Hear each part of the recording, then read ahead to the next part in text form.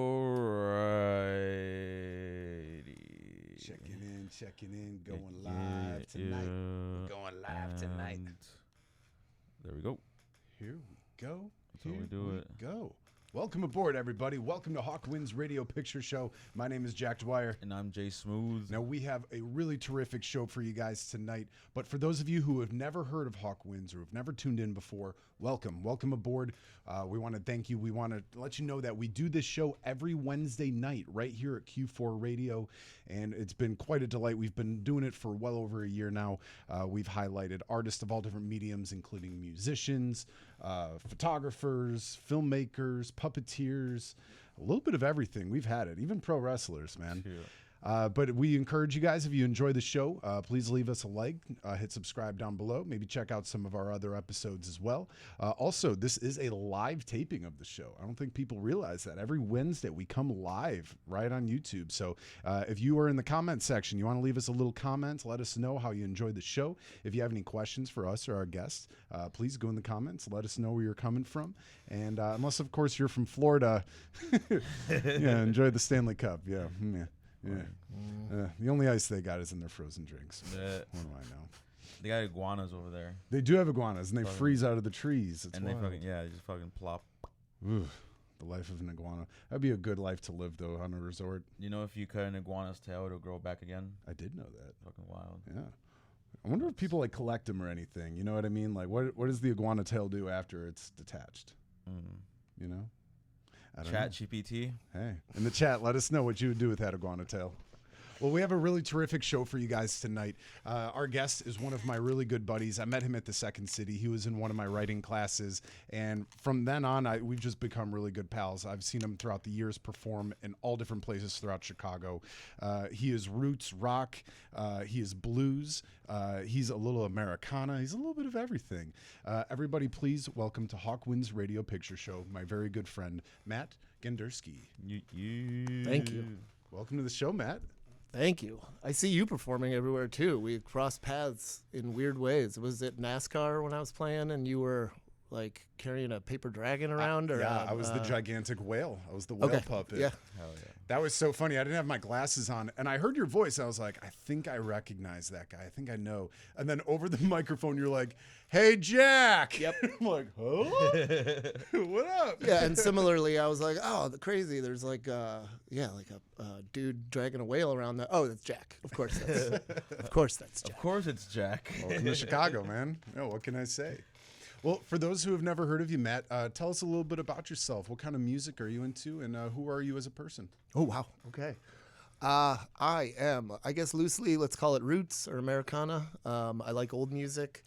Got my start playing music, when I was like a 10-year-old kid. I hit that really sweet spot between when Metallica and Guns N' Roses were kind of ruling the airwaves, and it was all spandex and hair, and then grunge and Nirvana and all that hit, and that was like right in my musical awakening. So that was the first kind of stuff I started just twiddling around the house with.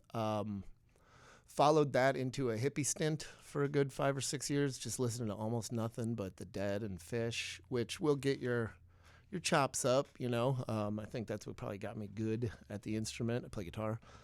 And started performing very quickly after I dropped out of college, SIU Edwardsville.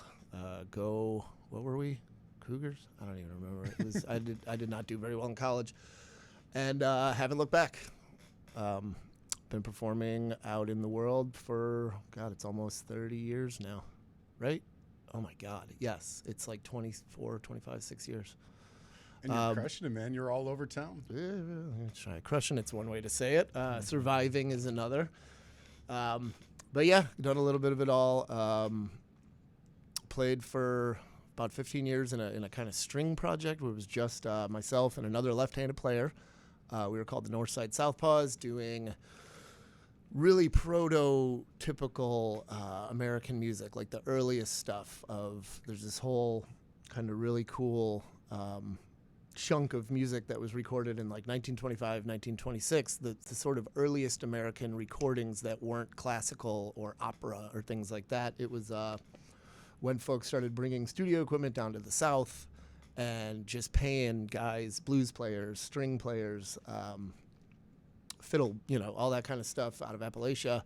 And they'd pay the guys, a half a bottle of whiskey to perform 5 songs, and then those people would never see a royalty again from it or whatever. And that's what sort of started the whole movement of Americana, blues, country, bluegrass, and all that stuff. So I spent a long time studying that and sort of built, I guess, a career from there, moving into one of the bands I play in now is called the Lawrence Peters Outfit. I'll talk a bunch about that because that's a very active band. That's your kind of standard 50s and 60s like honky-tonk music. I always feel like I got to put a little asterisk on talking about country music because country radio has tainted the genre so much that I think people that are turned off by the trucks and troops and tan lines country of the radio, they don't see the difference between that and the old stuff. Your Roger Millers, your Johnny Cash, your George Jones. So that's kind of where we're at in that world, 50s and 60s, straight up honky tonk. And then from there, I've started a couple of my own bands, played in a few others. There's been probably a good baker's dozen throughout the years that have come and gone. And right now I'm doing it with a band that I front called Grit and the Double Knit. We had a very fun period where we were the backing band for a burlesque show, which you can imagine there's some visual elements that helped that show become popular. Talk about a we still play, we still play as a band, but it's without that element, it's not as much of a spectacle. And just plugging along. I still do solo gigs too, and those are usually just playing, not the hits, but some crowd pleasers and some deep cuts, but sports bars and all that. Those are survival gigs where you get your paycheck and you kind of move along. Hey, not necessarily being listened to, but it's fine. You're doing the dream of living the art life, man. Yeah. That's a noble thing. That's a good thing. Yeah. Now tell us, what do you think that Chicago has to offer when it comes to Americana and roots music? Man, for one thing, it was a place where in that sort of second round of like what you had in about 1925, 1926, you had the trucks coming down to the South with the equipment and making records or recording these people and then heading back up to the cities to produce and distribute the records. And then sort of a second wave of artists coming up to places like Chicago, New York. Grafton, Wisconsin was actually a hub for blues. So here in Chicago, there was, besides obviously lively blues scene, we're known here in Chicago for the blues, there was actually a country scene made up of, folks from the South that emigrated up here and tried to start a scene, and also workers who emigrated from the South and needed entertainment and wanted the music to match the stuff they got into. So Chicago did have a country scene back in the day and was known for it.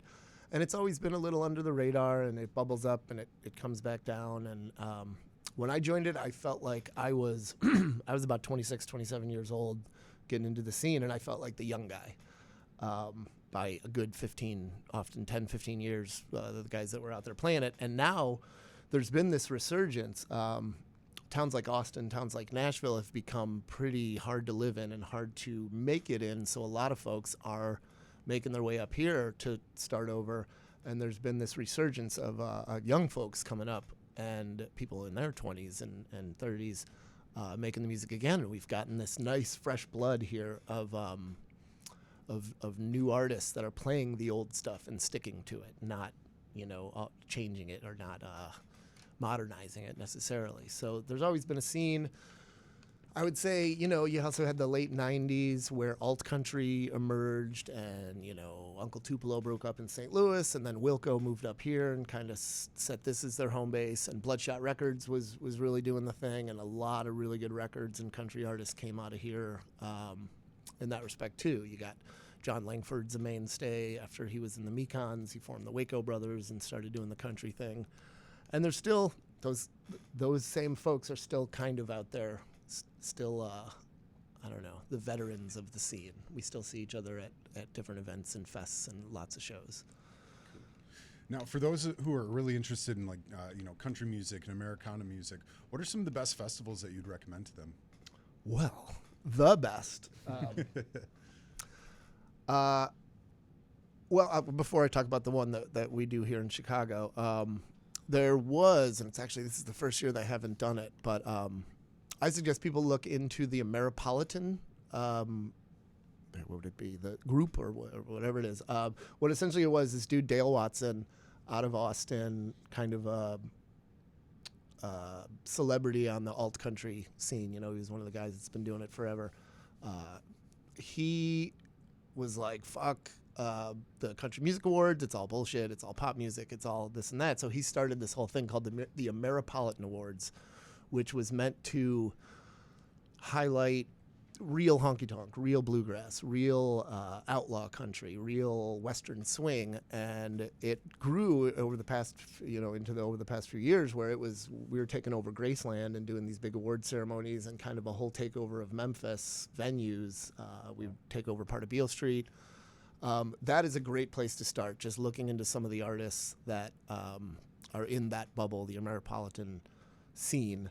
Because that's the real deal, and those are the folks that are traveling the country, really doing the thing. Here in Chicago, it just so happens that this Sunday, the best fest, I think, of any that happen regionally, period, is called a Day in the Country Festival. This is year 17 that we've done it. This is my 16th. I did go to it as a spectator the first time, and that's what kind of made me like, oh, shit, I got to get into this. I saw Kelly Hogan sing. If you don't know Kelly, she was a contemporary of like Nico Case and Mavis Staples, and she sings with the Decemberists and Andrew Bird and all these folks. But she was doing a country set, and it stopped me in my tracks on the dance floor. Like, I was like, what is that? And just chills, and I was like, this is really cool. I want to be a part of this. And I was, the next year, I joined the band of the dude who organizes the festival, Lawrence Peters, and made sure I've been a staple in the fest since. So that is this Sunday. It has been at the Hideout for the first 16 years. We actually moved the fest this year to a new spot called Broken Hearts Bar. They are, in the grand scheme of things, brand new as a venue in Chicago. They're down in the West Loop, a little off the beaten path, Lake Street and Monroe, right off the Monroe L stop. But it's bigger, slightly younger crowd. There was no bad blood to leave the Hideout. It was just we had some better sponsorship options and stuff there. So that's coming up this Sunday. It's an all-day fest. It starts doors at 11, ends at 11. I'll be playing in 3 groups at that. I started a string band this year called the Otter Paw String Band. We're playing second at like 1:40, I think, 1:40 p.m. The Lawrence Peters outfit always kind of slots ourselves into a really sweet spot right before the headliner. So I'll be doing that set. And then right after, it's not a traditional end of the night headliner. It's kind of like the swell of the crowd is always at like 7, 8 p.m. So I'm actually playing right after that with a dude named Pat Reedy, who is one of those guys who migrated here from Texas, Nashville, whatever, to kind of plant some roots here in Chicago and get it going. So yeah, I'm doing triple duty. There are 12 bands total, ranging from string bands to bluegrass to honky-tonk to western swing, edging into alt country, rock and roll, and there's pie, there's barbecue, there's booze sponsorships, and it's seriously one of the funnest days. For us musicians, what makes it fun is it's got this backstage vibe that I've never been. I was not at at the Grand Ole Opry in the 1960s. I can't tell you exactly what it was like, but it's got to feel something like that to see the collaboration happening and to see the bands rehearsing real quick or saying, hey, do you want to sing harmony with me? Let's practice over in the corner. And there's just this real camaraderie. It's one of the times when all of us country bands in Chicago are like together at once, hanging out, drinking, having a good time.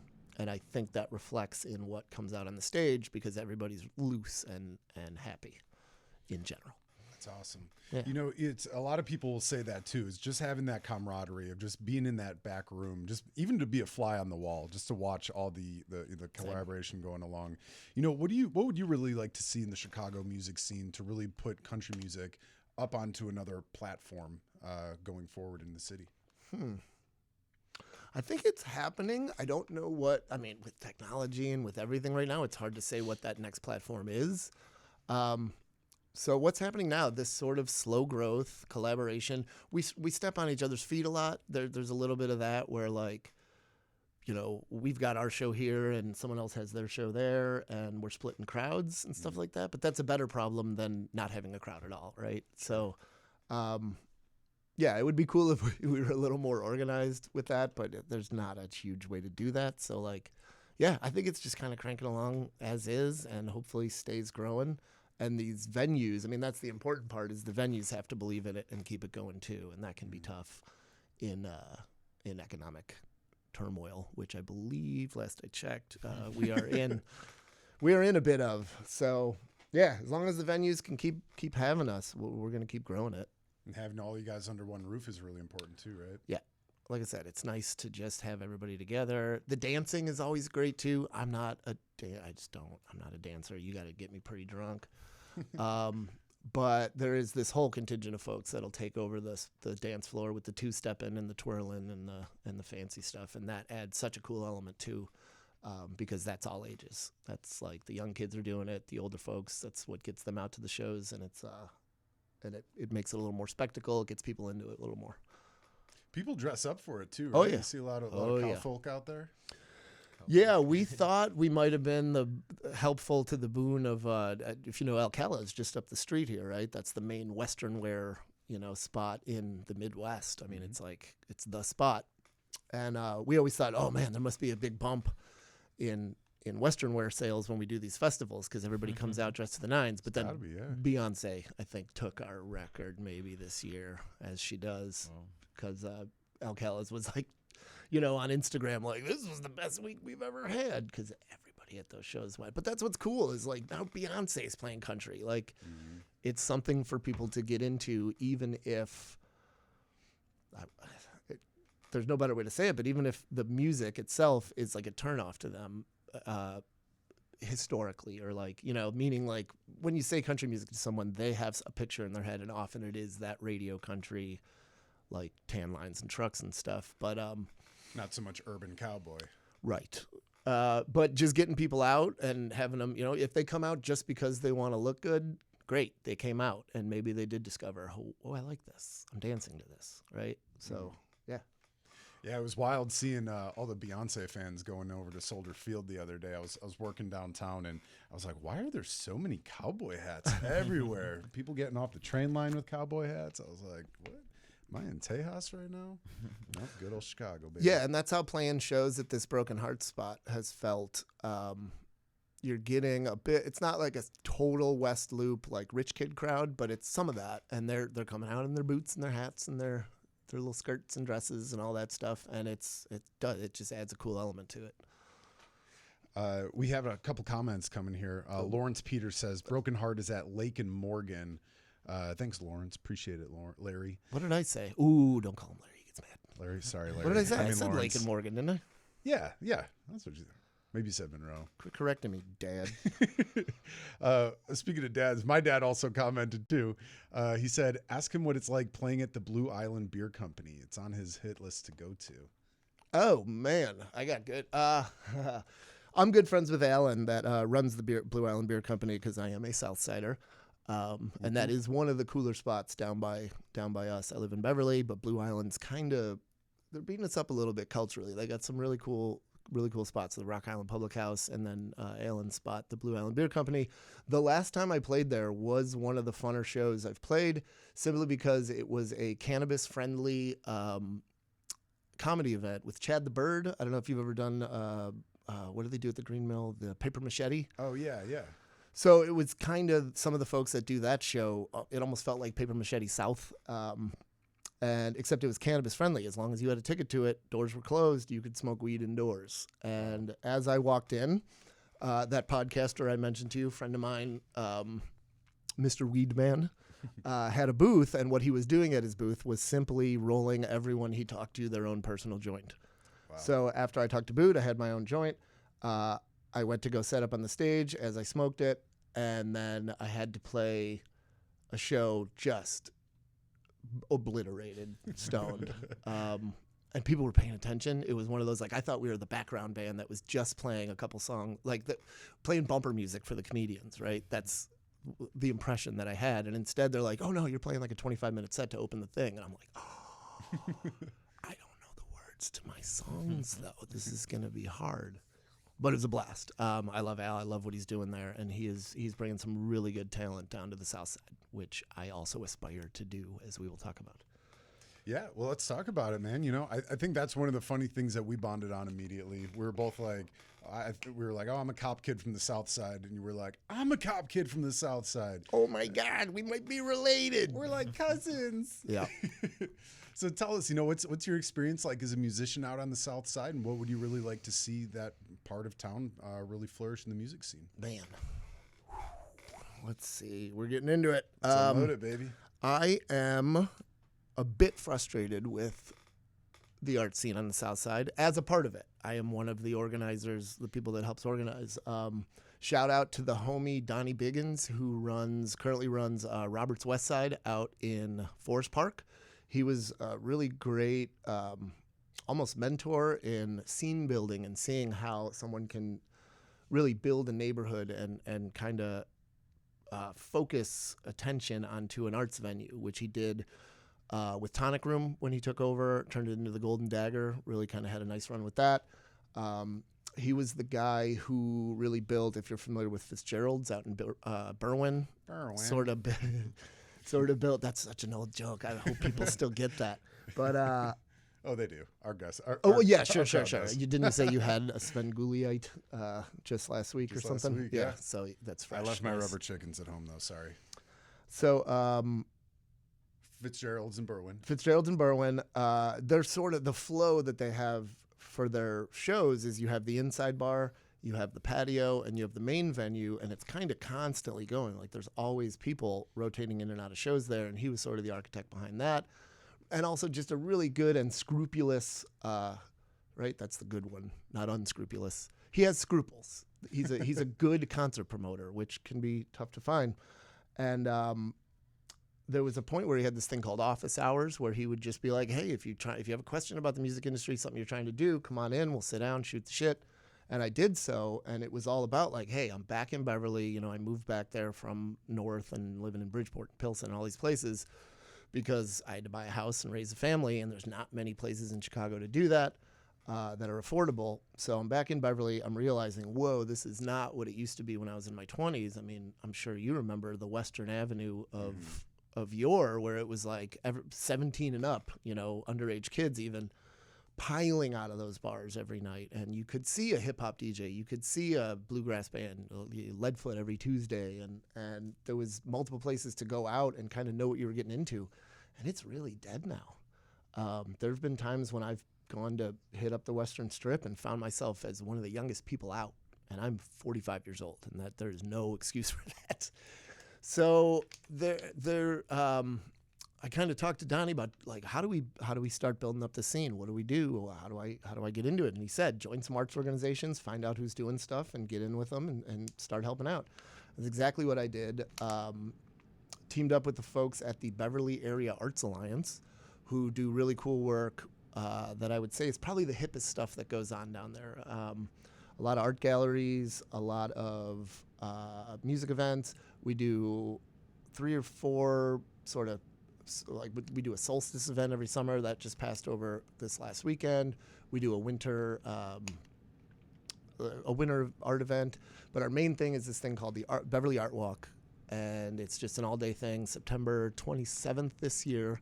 This is my 3rd year booking all the music for it, and we place music in different venues throughout the art walk. So you might walk into a shoe store, but there's art hanging everywhere, and there's a band playing in the corner, or a coffee shop, or whatever. And then it all kind of coalesces down at Nicky's of Beverly, if you've been. The new Nicky's used to be a sandwich spot on 103rd and Western. They built a new spot on the wet side.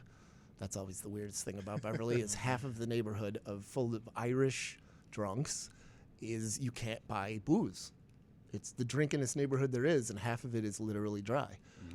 Everything east of Western Avenue, including the east side of Western Avenue. So he moved to the west side of Western, and has really, Nicky's has been doing some really cool stuff. They'll block off the parking lot for us and let us throw a big party. And I've got some pretty good artists lined up this year. Last year we had Serengeti come out. if you know Bears, Hawks, Sox, Bulls guy. Oh yeah. Dennehy is the Denny, tune. He's favorite great. actor Denny. Yeah. So he came and closed out the show for us last year. That was really cool. And it wasn't just that campy South Side kind of vibe stuff. I mean, he's a really great rapper and producer too. Minor Moon, a band that's kind of blowing up out of maybe call it the cosmic country scene that's going on, a little more psychedelic, trippy, but still rooted in roots music. I had them the year before.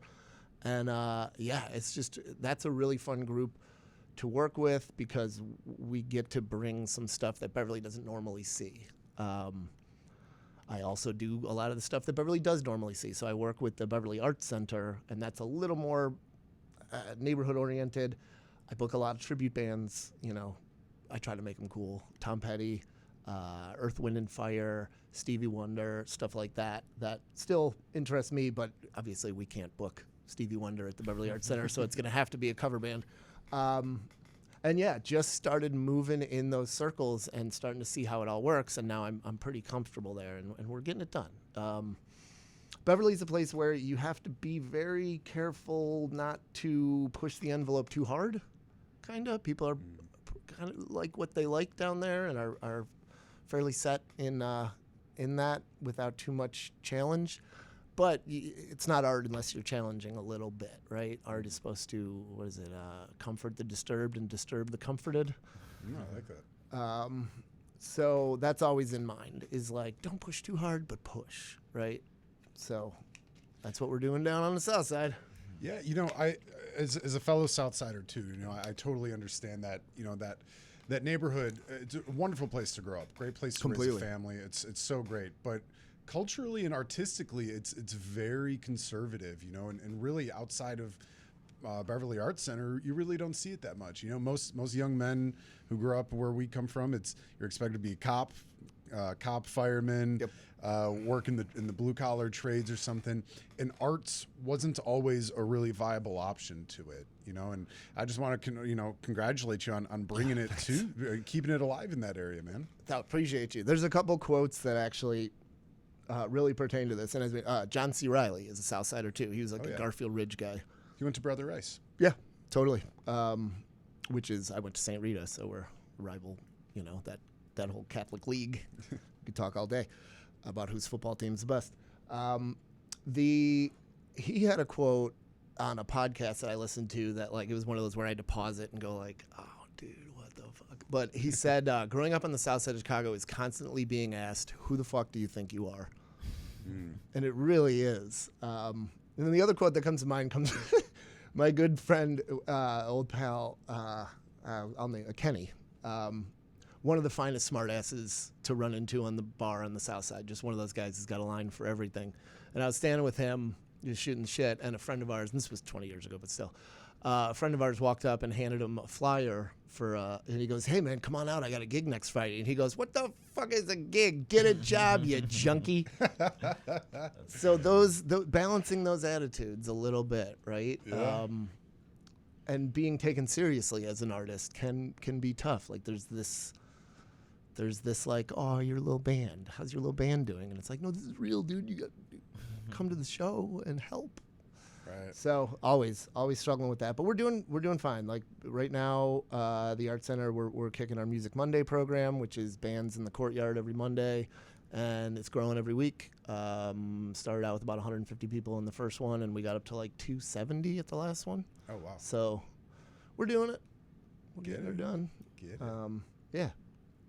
It's like we were saying, it is such a weird cultural thing. I remember reading a lot about, a lot of our other fellow artists out there, and they were kind of having some issues with some of the bars, even on Western Avenue, of just like having like noise ordinances and trying to keep it low. And outside of the Beverly Arts Center, I know there's Heart Saloon. Shout out Hearts. Shout out Hearts. What other big places do you think that are out there that is a good hub and a good place to perform music?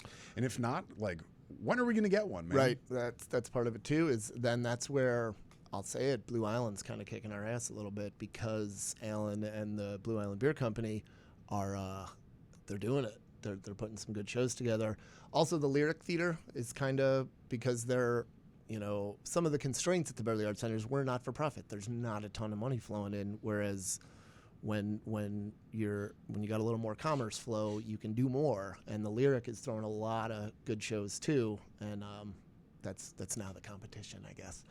But Nikki's, there was a setback last year, and I'm kind of waiting to see how it plays out this year. But that was the hub, and in fact, one of the last solo gigs I played at Nikki's, which it was great. They were paying good money, and you would just go play tunes out in the patio. People would dig it. They'd tip you. They'd hang out, buy beers, whatever.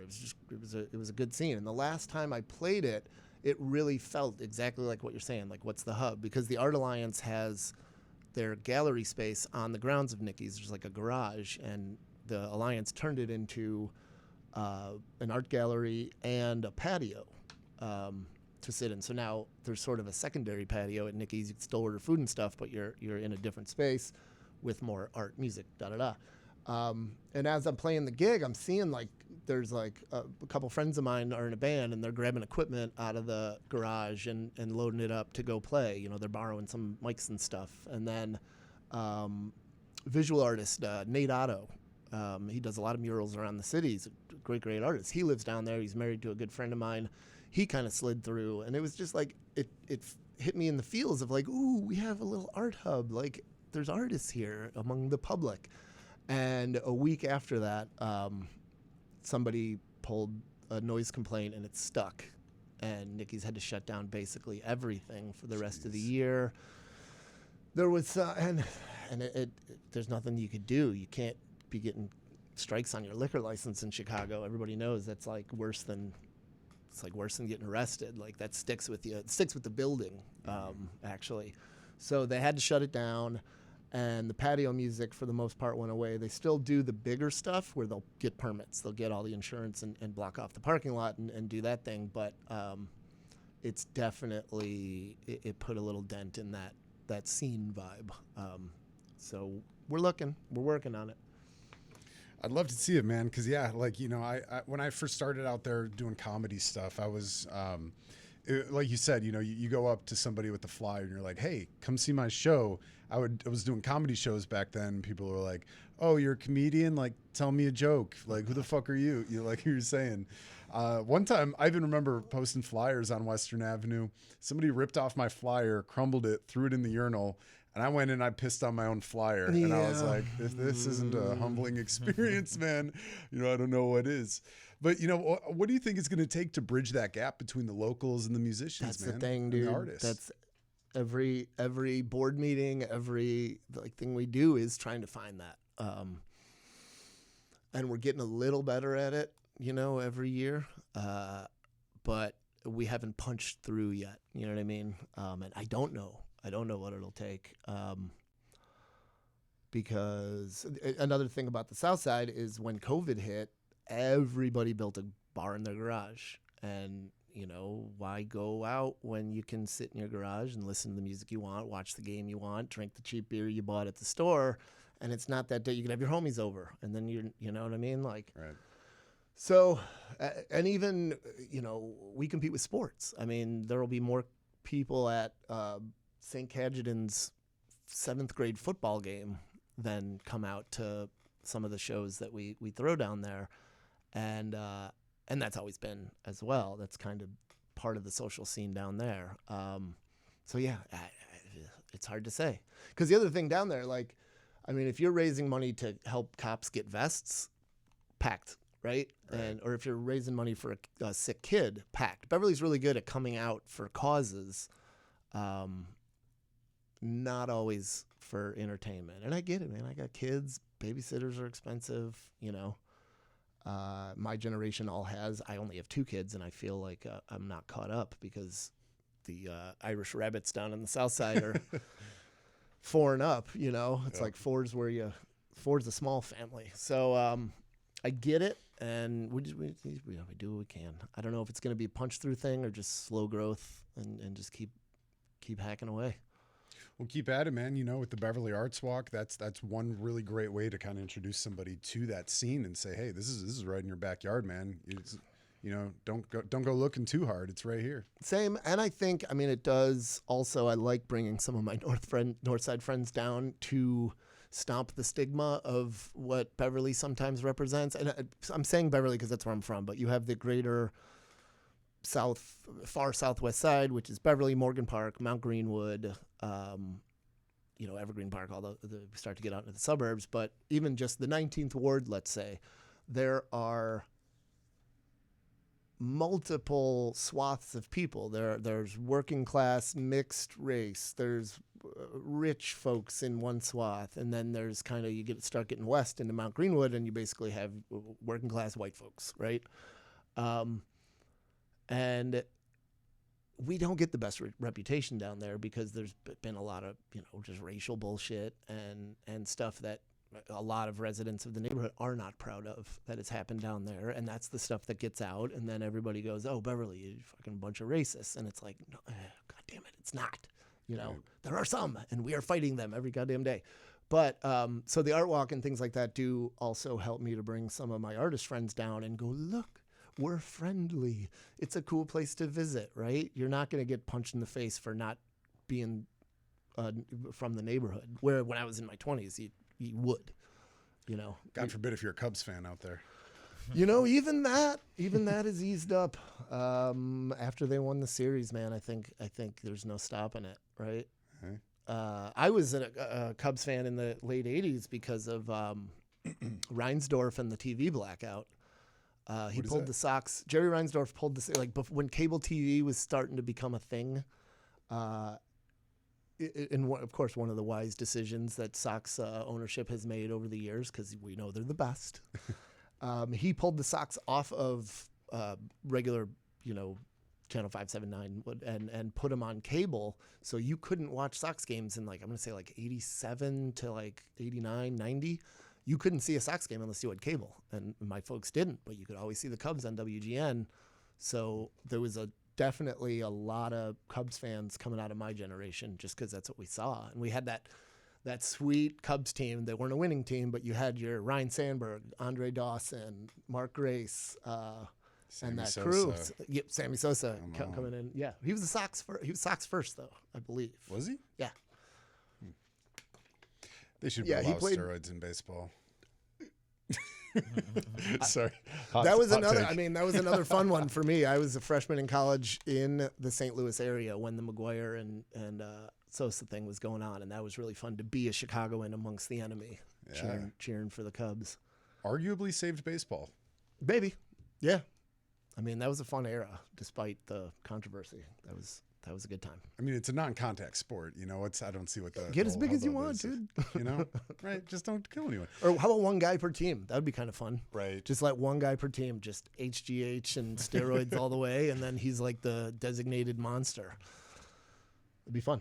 Yeah. I'm into it. I'd buy that ticket. I would for sure buy that ticket. Damn. Yeah, I mean, I get it if it's like football, hockey, something. Probably not the best idea to do steroids. You're gonna hurt somebody. Baseball, you're not gonna kill anyone. Hopefully. Nah, man, we need more fighting in sports, man. If everything was like hockey, just beat the crap out of each other. Yeah. I'd watch. I don't even like hockey, but I tune in just to watch people fight each other. Let the players police the game, No, baseball, you get a little bit of that. You Yeah. know. Oh. Fuck around, you're getting hit with the ball next inning, and the benches might clear. That's always fun. Who could forget the infamous Cubs-White Sox brawl? That was something for the ages. Oh, immortalized. And my homie, AJ Pierzynski, my favorite. He was my favorite of the 05 Sox because he was just the shit-talkingest human being on earth. Yeah. And I loved every minute of it. He was a big dude, too. He Yeah. could back it up. What was he, like 6'4", 6'5"? He's a big dude. Big dude. You guys remember when the Sox won the World Series? What were you guys doing? Did you guys watch the game? I was. Oh, yeah. Yeah, oh, yeah.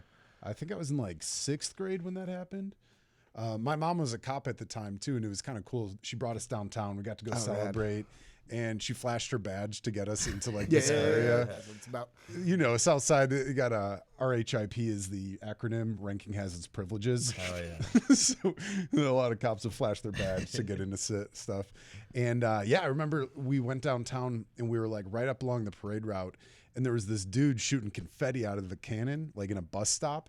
And my mom, flashed the badge, and she's like, let my boys in. And we all got to like go in there and feed confetti into the cannon. Hell So yeah. it was fun. It was a good time. That's awesome. Where were you guys during that time? I forgot what grade I was in. I was still in grade school, but I remember that happened, and like everybody was just like, I forgot if it was that. I forgot if it was like a weekend or not. But I remember when we went back to school, everybody was just wearing like White Sox like stuff. We were all kids. Nobody gave a crap about baseball, but for some reason it was like a really big event. So we're just like, yeah, White Sox. We love the White Sox. Home team? Yeah. Well, my old ass was at a bar because I was like 20. God, well, it's 25. Yeah, because I was 05. I was born in 1980. I was at Keegan's. Wonderful bar on the south side, has now been remodeled into, and it's funny because it's called Barney Callahan's now, but for some reason it takes me at least 45 seconds not to call it Patty McGillicuddy's or something because it's just such like, it feels like an Irish college bar name, Mm-hmm. But, and they remodeled. This was like a kind of the spot. It was next to Cork and Kerry. Cork and Kerry is like the bar everybody knows down on Western. Next door you had Keegan's, which was this just dark Irish pub, low ceilings, everything you want in your favorite bar. So I was at Keegan's watching the game, but I had a pinched nerve in my neck, and I was in excruciating pain. Like, I could barely move my head. I was on a bunch of muscle relaxers, Vicodins, whatever. So my friends dragged me out, and they kind of propped me into a corner where I could see the TV, and just like had a Miller Lite in my hand, just like propped against the wall. And then I remember like the moment, the game ended, we won, all that pain went away. I'm sure the Vicodin muscle relaxers and 9 or 10 Miller Lights helped. But we took over Western Avenue. We were running up and down. It was crazy times. And it was very reminiscent of the old Bulls championships when we were kids. Mm-hmm. I got to see 6 of them. Same thing. I was a 10-year-old kid on my bike riding up and down Western Avenue, screaming and yelling and hooting and hollering. So it was that again. And that was cool, man. We were just grown men crying, all that stuff, man, Right. I think that's maybe one of my favorite Chicago tropes. Whenever I give my tours, people always ask, like, what is it actually like? I'm like, the scenes in like Blues Brothers or like Ferris Bueller where everyone's dancing in the streets. I'm like, it's so 150% accurate. Like you any championship, any reason to go out and celebrate in the streets, even if it's a protest or something, it's the community, it's the city as a whole, it's the heartbeat of the city coming out and celebrating and joining arm in arm and spilling beer on each other. It's a beautiful thing. Exactly. Like when the Blackhawks won the Stanley Cup or whatever the fuck. I was raging those nights. See, I was an old man sitting in my apartment in Bridgeport, sticking my head out the door and going, woo! And hearing all the fireworks going off and pots and pans and stuff. But yeah, I didn't party super hard for those. There was one where I was in the fucking car. I was driving home from work trying to get to the bar to catch the end of the game, and it ended while I was in the car listening on the radio, and I had nothing. I just honked my horn to no one. Reason to celebrate in the streets, man. You gotta do something, yeah. Right. You a big sports guy? Not huge. I dig them, and I try to do my best to keep up so that I can keep my kids, interested and stuff. So I have the obligatory black box, cable box, not illegal at all, where I get the unpaid pay-per-view and all the MLB and NHL. I get all those channels, so I try to throw that stuff on in the background just to keep up and know what's going on, so that I can force it into my kids' heads and make them better at sports, as any good dad should. And it's funny, it doesn't click as much. Like, my kid wants to get better. He's like, I want to be a good pitcher. And I'm like, here's what we do. We're going to watch YouTube videos of all the best. You'll see. And he's like, well, no, I don't want to do that. And it's like, but that's how you fucking do it, dude. So I'm working on that. It turns out video games help. And even my kid's 8. My oldest kid is 8. So like a game like The Show, like PlayStation, MLB, like that's so complicated. Like, which 4-seam curveball do you want to throw? Like, that's almost too much to throw at a kid. So I got one of those Nintendo emulators, and bases loaded, dude, all day. There you go. Are you trying to teach your kids? No, not baseball. Baseball Stars, the one where you can make your own team. I got my kid on that. He's got his own little team going, and it changed the way he thinks about baseball, and he got so much better just from playing that. It's funny. That's cool. Yeah. It's more hands-on then, compared to just sitting there watching a YouTube video of some dude he has no Right. recognition of, Right. It's cool. It's different when you do it firsthand, hands-on. Are you teaching them music at all?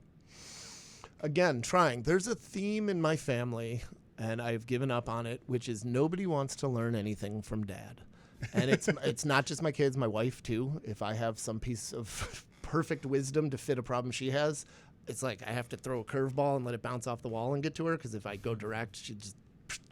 So, and same with my kids. The standard response is like, I already know that, Dad. And it's like, well, go fuck myself then. Like, sorry, I've been on this planet for 45 years and I've played this sport. And, I made it through junior varsity at St. Rita playing baseball, but I was kind of more of a musical stoner. And it just, that part of town is very intense with the competition. And I just sort of figured out, like, I'm going to be doing a lot of work and a lot of time to essentially ride the bench. And I let it go.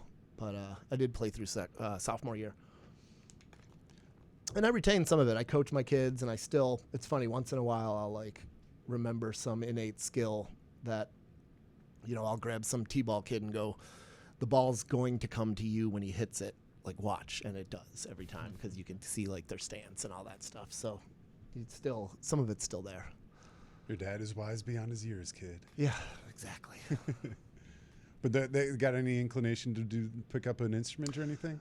I leave them around for them. Santa this year just so happened to buy an electronic drum kit and an electric guitar. And those just exist in my music space for the kids to play with, which they do. My son is more of a maniac noisemaker, where my daughter will sit and figure out a beat. That's kind of how their personalities work. So like when she sat at the drums, she really figured out like a little 4 on the floor beat and started doing it. And I was like, okay, you're the drummer. But again, I bring it up once in a while, like, hey man, you guys want to learn some of this stuff? I know a guy that can teach you. And they're like, Dad, I'm already pretty good at drums. And it's like, all right, dude, fine. So it'll happen. It's got to be something their friends bring up or something. Again, something outside of me, whether it's pop culture, a movie, a show. My son, well, both of them really, they're both really into dance. They both dance at the Beverly Arts Center.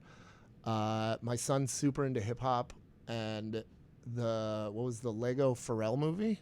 Oh yeah. If you've seen that, so good. Any adults who don't have kids and haven't seen that, what is it called? Piece by Piece, I think? I think so, yeah. It's so fucking good. And it's got a lot of Easter eggs for adults, right? Because it's just like Pusha T and Kendrick and Snooper in it and all these people. But they're Legos, so it's innocent, but like they get it in, The room's full of smoke in Snoop's office. They just don't say why. But I love that movie because it got me into a mode of thinking about production and going, oh my God, Pharrell produced everything. Like you forget that. You could do the same with Jay Dilla. You could do the same with Madlib, So that's now how I curate my hip hop playlist is I go, produced by Madlib, and then you go like that. And that got my son especially super into he wants to be a rapper. And I can sit and fart around with him and make beats and stuff on Ableton. And they're not good, but he enjoys it. So more of those movies, please, Hollywood. Yeah, please. Yeah, I'd love to see those. How do you think that you're raising your kids a bit differently compared to how you grew up on the South Side? Are you exposing them to more of the art scene than you were brought up, or? For sure. My parents were different too. They weren't your run-of-the-mill South Side parents, so I got exposed to some art and stuff. My dad, who was a cop and was a ranking cop towards the end, he retired in 2003 as deputy superintendent. He was chief of detectives during an era where Chicago had a lot of detective work to do. That was a rough patch, the late 90s especially. But he became a filmmaker and an actor, like right after that. He jumped into that. So he kind of did the reverse of me, which was I went for art straight out of the gate with no backup plan. He went for backup plan, raising a family, military cop and all that. And then he now has like a pilot sitting on the desks of some folks at A&E. He might end up with a little cop show here in Chicago. Wow. He's produced a couple movies that I've been in inadvertently because he calls me and tells me, hey, come over. I need your help with something. And usually that's like, I need you to hold this light while I do an audition, or I need you to read the other side of the script for this audition. And this one was, I get over to his house like expecting that, and he has me in a makeup chair for 2.5 hours getting all my tattoos removed. And I was like, you couldn't have wrote the scene for a guy with a long sleeve shirt. Like, but yeah, and then he'll just stick me in a movie and be like, yeah, you're in this now. It's done. We already sent it to all the festivals and whatever. And it's like, okay, cool. Oh, yeah. So arts were always important. He was a guitar player. He was left-handed. He's why I'm left-handed playing guitar. You know, I would have had that choice had I not picked up his guitar so young, because a lot of lefties can do that when they pick up an instrument. They can play righty. I didn't. I was already so used to this. And they've been really supportive. They've both my parents, you know, they would come down when I dropped out of college, which I'm sure they weren't thrilled about, but they would come down to see my bands play. They would come down to support and kick me a couple bucks, take me to dinner, hose me off. And yeah, so I'm definitely trying to keep that alive with my kids. Just make sure I'm there, make sure I'm honoring the things they're interested in without inserting my opinion too much, you know? And I think the big difference, and I would say this is just generational, is I feel like we're the first parents to apologize to our kids when we fuck up, right? Like, because I fuck up all the time.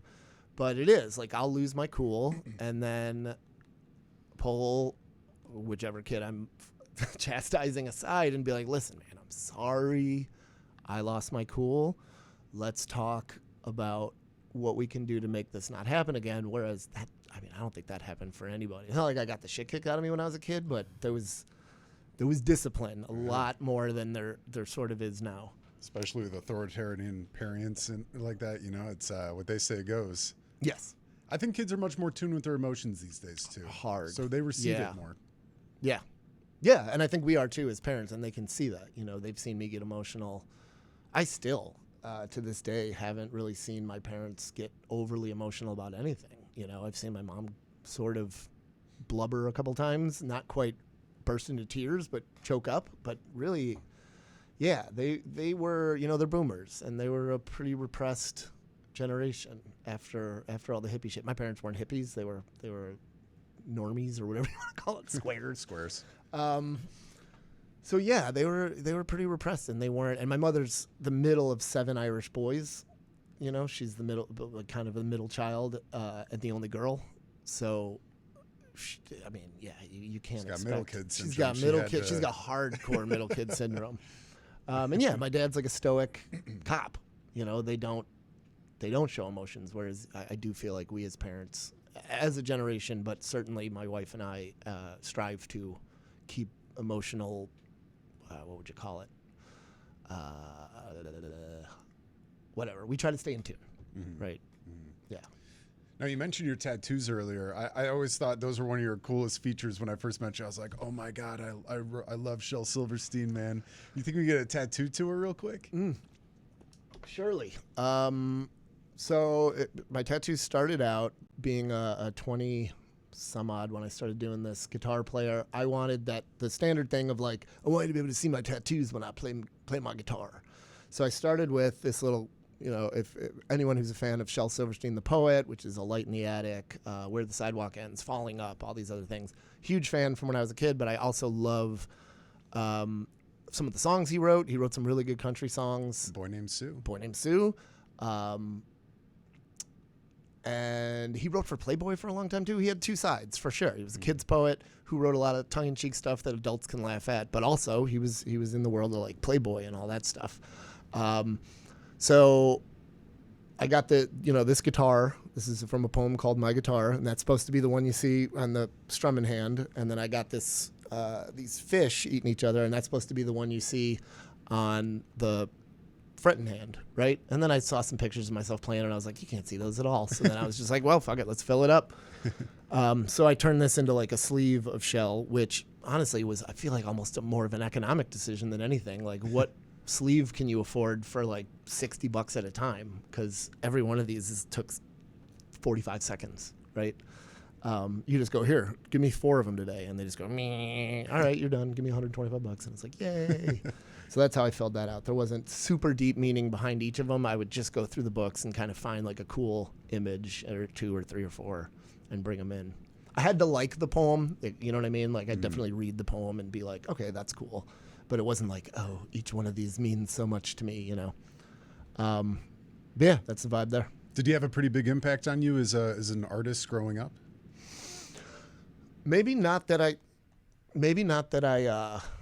noticed at the time, but I think that stuff bleeds in. The idea of humor mixed with art, right? Because all his poems were so funny, and which leads me into some of the artists I like the most, guys like John Prine, where his song will have something funny in it and then something just devastating following right after it. Or a turn of phrase that'll make you laugh in the middle of the saddest song you've ever heard. That definitely, I would say, came from Shell and that kind of vibe.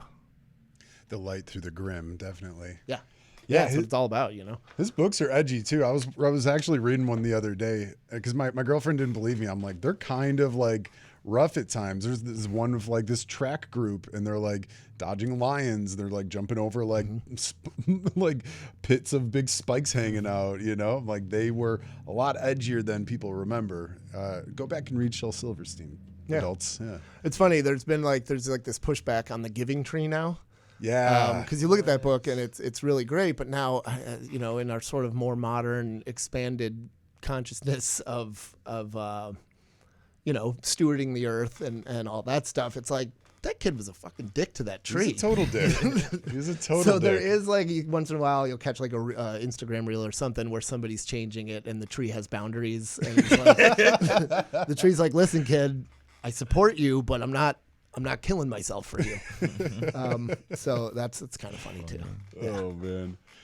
Yeah, that one especially, you know, it's especially now that everyone has empathy, you go back and you reread these things and it's you see it through a different light nowadays. I think before people were like, oh, I am the tree as a parent and I must give all this to a big kid. But then, like you said, you got to have some fucking boundaries. You got to keep a little. Rewrite this. Yeah, you can't keep giving if you give it all, right? Like you got to keep some for yourself. You got to take care of, what do they say, tend to the parts of the garden you can reach first. Yeah. I always like the saying, give 80%, only expect 20. You know? Sure. You got to give. You can't give it all, but only expect so much. But when they go over that 20, hey, it's a good thing, That's baby. good. You know? Good biz. You got a favorite Shel Silverstein quote or poem? I don't. I mean, it was the My Guitar, because it's basically like, I can't quote it verbatim, but it's, you know, what a wondrous thing. I can't remember it, but it's basically about a guitar that can play itself, which, you know, in the cosmic stream of things, isn't that what the guitar's doing anyway, man? I'm just a vessel for the universe. Hell yeah. If no one's around to hear it, does it really make a noise? Right. Yeah, I used to have that one memorized, but that was, you know, my brain's been mushed by children and everything else since then. So I bet. I really like the one, woulda, coulda, shoulda. And it doesn't have any photos or anything, but just the wording is so great. It's all the woulda, coulda, shouldas laying in the sun, talking about the things they woulda, coulda, shoulda done. But all those woulda, coulda, shouldas all ran and hid from one little did. Yep, that's great. Deep. Yeah, that shit hits. You got to do it. And it is. It's good stuff to get into like a kid's head. That's a motivational poem that obviously you remembered. So it's probably working for somebody else. I'm a child, man. I'm an adult child, so. You know, the guy I just ran into dragging a whale across Grant Park. Yeah, no, I'm a kid. I'm a kid at heart. Well, you know, you've been in the game for so long. Where do you think you'd like to be maybe 5-10 years down the line? Ooh, hard to say, because again, obviously things are changing so rapidly in technology and all that. So I'd like to first not be replaced by AI. That'd be lovely. Preach. Man, just doing what I'm doing with a little more stability and maybe a little more income coming from it, you know? Yeah, it's tough. It's tough to kind of to see that. I've always been a little hesitant to put 5-year plans together and 10-year plans because, you know, those things often don't happen. I'm more of a wait for the opportunity and kick the door open kind of guy. And that's always worked for me. And every time I find myself in that dark place of like, oh, I don't think it's going to work this time, it just does, you know? So I think that's the more my attitude is like, let's keep trusting the universe. It's always come through, not always on my timeline, but you know, that, I'd love to be running some venue on the South Side that is, successful and bringing some cool shit down there. That would be a very cool thing to do. Yeah. And still playing and, you know, all that. Maybe I'll put a record out in the next 5 years, which is also hard to do. And you can turn that into a 5-year plan easily, because it sometimes takes 5 years to put out a record unless you're well funded or well resourced. So, right. Yeah. Right. Now, you'd mentioned, you know, your distaste in technology with music now, and I think this goes maybe across the board with most musicians, if not all of them. You know, what do you think is the biggest fear that musicians have with AI taking over? I mean, for a guy who's so, you know, like roots and really raw organic music, like I personally don't think that'll ever get replaced. But you see this AI shit now, and it's, you know, it's taking people's jobs. It's taking away opportunity in a way. I think as musicians, we might be in a unique place to already be veterans of having technology steal our shit, right? So, like, I don't know that anyone's super scared of AI, because we've already been through Spotify and SoundCloud and all these things that have turned what used to be a pretty simple equation of, like, you make the album, you print the physical album, and then that physical album gets you the gig. And then you play the gig and you sell the physical album to the people at the gig, and it's a closed loop. And eventually you pay off that album and you can make another one and this and that. Whereas now you make the album, you push a single, then you record a video, and then, you know, you put that up on the streaming services, and nothing ever happens. You don't get any money from that, right? I mean, I think they've proven that under a certain amount of plays, you get nothing. Like Taylor Swift gets your money, right? If you don't have a certain amount of plays, period. Not necessarily Taylor Swift, but like your money goes to the upper percentages of the people who are earning on it. So yeah, I think musicians are pretty ready for whatever comes. I use, you know, I don't have a fear of technology. I use ChatGPT and stuff. I think it's a great tool. I think it can be overused, and I don't necessarily like the idea of using it to generate art, although I have in a pinch, you know, because it will do such a good fucking job for something that might cost you $500 if you just need a quick logo for something that's going out that day. But and at some point, I feel like personally, I've had to go have a little bit of a can't beat 'em, join 'em mentality, where I go, you know, I did skip TikTok. I did skip all these things that I thought would be a fad, and it turns out I should have fucking did them. Right. Where I'm getting into the AI a little bit. I want to at least be able to use it as a tool. I've used it to even practice. Like, I can say something like, what are some ideas I could use over the changes in this jazz song? And it'll hit you with some pretty good answers and give you something good to practice, you know? So I'm into it for that stuff.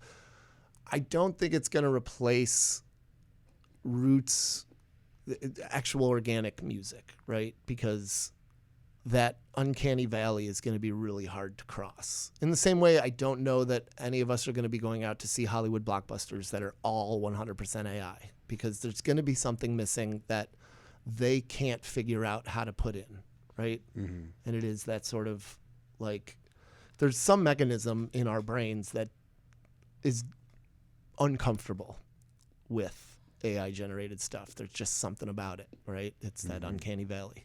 Right. And, you know, I like you said, you know, I don't see it being an issue at all if you use it as a tool in the proper way of, like, just to even brainstorm an idea of something. Hey, give me some ideas of some lyrics on something, you know.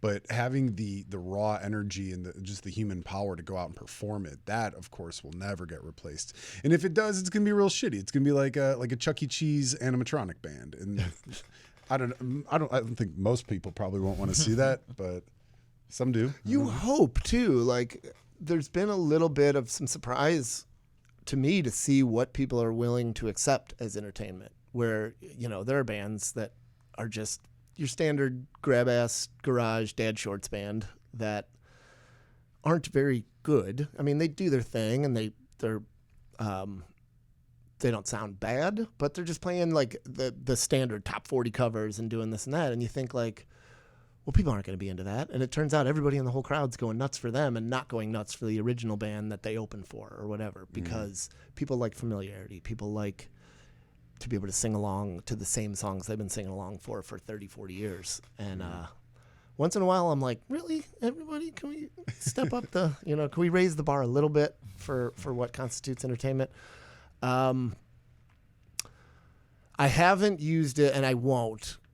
I promise for now that I'm not going to use it to write songs. I'm not going to use it to say, hey, I need a bridge to this. What should I do? Like, that still to me is very sacred to have to generate inwardly, you know? Mm-hmm. And some of that aesthetic even came from Second City, some of the stuff I learned there. One of my favorite ways to write songs is the list of 10. And that was something they hammered into us, where you just take a topic and you stream of consciousness, just write 10 things about that thing. And you have your base for what your story or your song is. I've done that. I actually have a list somewhere in a notebook in my basement of every girl I've ever dated, kissed, had a crush on, had a one-night stand with, had a brief relationship with. I mean, there's just a big, long list. And every once in a while, if I'm really like, I got to write a song, or if I'm going to, try to run up that hill, I'll do exactly that. I'll just take one of those names, write a list of 10 things I remember. And quite often you get a nice little base of a tune that's not your everyday love song where you're just rhyming love and above and change and same and, all that stuff. So I think it'll be a while before ChatGPT can pull shit like that. But I don't know, maybe not. It doesn't have that human element in the feel. You know what I mean? Like a robot has never gone through that severe breakup you did. And that's what gets you is when you really listen to like a great songwriter, it's a line or a turn of phrase or something that hits you in an experiential way where you know what that feels like and it catches you, right? Mm-hmm. And ChatGPT doesn't know what anything feels like. So let's hope. Let's hope it never does. What do you think are the big messages that you want to send out in your music? A lot of stuff lately has leaned towards, and I've noticed this, and I've even tried to steer away from it a little bit to not just be a one-trick pony, but it's a lot of just like, everything's going to be all right. We're all in this together. There are universal goodnesses that I think will sort of always be there. Good things that will always bring us joy. And there will always be things that bring us down, and we're all in this sort of experience together. I think ends up being, as in the least cheesy way possible that I could put that out. Everything does seem to kind of land on that theme. Like, it's gonna be all right, man. It sucks, but it's gonna be all right. I love your mentality, man. You've always been such a very easygoing guy, and on your questionnaire form, you did write out that you wanted to talk about meditation, mindfulness, and Buddhism, and its relation to creativity. Can you tell us a little bit about that? Like, what's your process?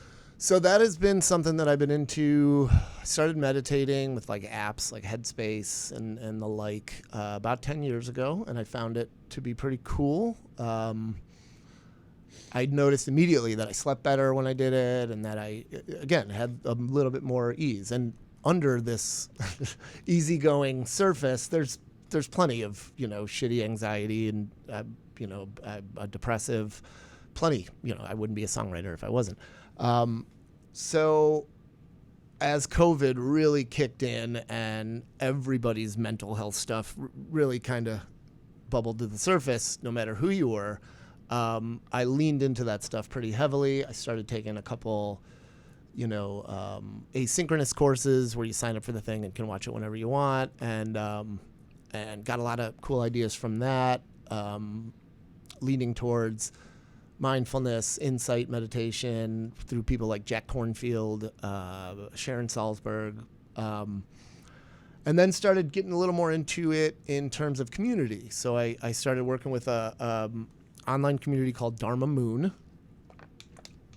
It was actually founded by a guy named David Nickturn. David wrote "Midnight at the Oasis." If you remember that song, it was also featured in it was the audition song that Fred Willard's character did in Waiting for Guffman. I don't think I've seen it. No. Midnight at the Oasis. It's kind of a cheesy song. Don't tell David I said that. But he was in the music industry, and just a very grounded form of Buddhism. He was also part of the cohort that. Are you familiar with who Ram Dass is? I don't think so. Such a fun story. I'll try to tell it quick. Ram Dass was a Harvard scientist that was basically Timothy Leary's partner in LSD experiments back in the day. And they pushed those about as far as it can go. Like they were drinking LSD out of the bottle and feeding it to Harvard kids, and they got fired and in all sorts of trouble for it. And so this dude, Richard Alpert, who was a Harvard psychologist, flew over to India basically to give holy men in India acid and see if it did anything for them. And of course, they flipped the script on him. He met this like guy on a hill under a blanket guy named Neem Karoli Baba, known as Maharaji, not Maharishi. Maharishi was with the Beatles. But and the dude just blew his mind. Ended up being like psychic and having all these kind of powers, and just like turned this Ram Dass dude. Richard Alpert became Ram Dass. He wrote a bunch of books. The biggest one at the time being a book called Be Here Now, which is this kind of chaotic, psychedelic into spiritual journey. Really cool. And that book sort of changed my life when I was in college. So David was part of this cohort that went back with Ram Dass, who was not supposed to tell anybody about this mountain guy. And he came back to America and was like, everybody, let's go. Like, let's all go to India. And those are the folks that came back and really started teaching this spirituality along the spectrum of Hinduism, Buddhism, and that sort of stuff. Jack Kornfield was one of them. Sharon Salzberger was one of them. And then so David was one of them too. And he has this online community where I took a year-long Buddhist studies course with his son and really learned a lot about the structure behind why mindfulness works and where it came from and all that. And then decided to move on to a meditation teacher training program with David, actually, as a teacher. And I completed that, and it really, I mean, like, that, some of the meditations I did really changed my life and helped me unhook attachment to some of my inner workings. I've been a chronic pain sufferer since I was in my 20s, too, just always lower back and sort of pelvic pain that stopped me from doing a lot of stuff. And going through this class and meditating as much as we did really helped knock some of that loose to where it went from a 7 out of 10 to like a 2. Wow. So I found the relief. I got the experiential relief of suffering that brings.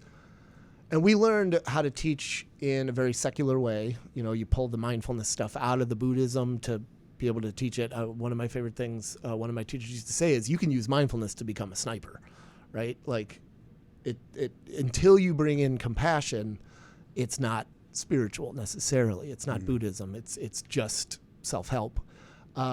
So I was I was drawn to the Buddhism side of it quite a bit, and I'm now in community with a group of folks out of Boston. One of the teachers that I went through the teaching program with went on retreat in Costa Rica over December, and it just works for me. I took Bodhisattva and refuge vows, which are kind of the baptism and communion, I guess, if comparison to that, which just basically says that I'm identifying as a Buddhist oriented. And the Bodhisattva vow is really fun because it basically says that you're dedicating your life to ending the suffering of all beings. And there's this like Rambo vibe to it where like, even if I get enlightened, like right when I get to the light is when you go, you know what? Go on without me. I'm going back for the others. It's kind of that, like, wow. it's Buddhist Rambo vibes. But that has helped me tremendously in just so many aspects of my life, period. But when it comes to creativity, and this is something I'm working on to try to start teaching to some of my fellow creatives, it's changed the way I approach music. At the time, before, there's a before and after when it comes to COVID, right? Especially for performers, because we were cut off for so long. And performing and music to me was very commodified. It was like I had this, and I'm sure a lot of comedians have this attitude too, which is like, well, I got my 15 minutes. I'm not hanging out. I'm showing up. I'm doing my 15 minutes, and then I'm out of it. I get paid, and I go. And I sort of had that mentality, like, if I'm going to do it, you better pay me. And once I'm done, I'm not here to hang out and jam and have the jam session afterward or whatever. I'll watch a polite amount of your band and then I'm out of here. And I realized, like, no, that's not the way I want to do it. Like, I do want to get back into the spirituality and just I mean, music is like, it's fucking music, dude. It's channeling vibrations. It's like one of the most ancient things we do as people in culture. So I'm doing a lot of unraveling of that right now. And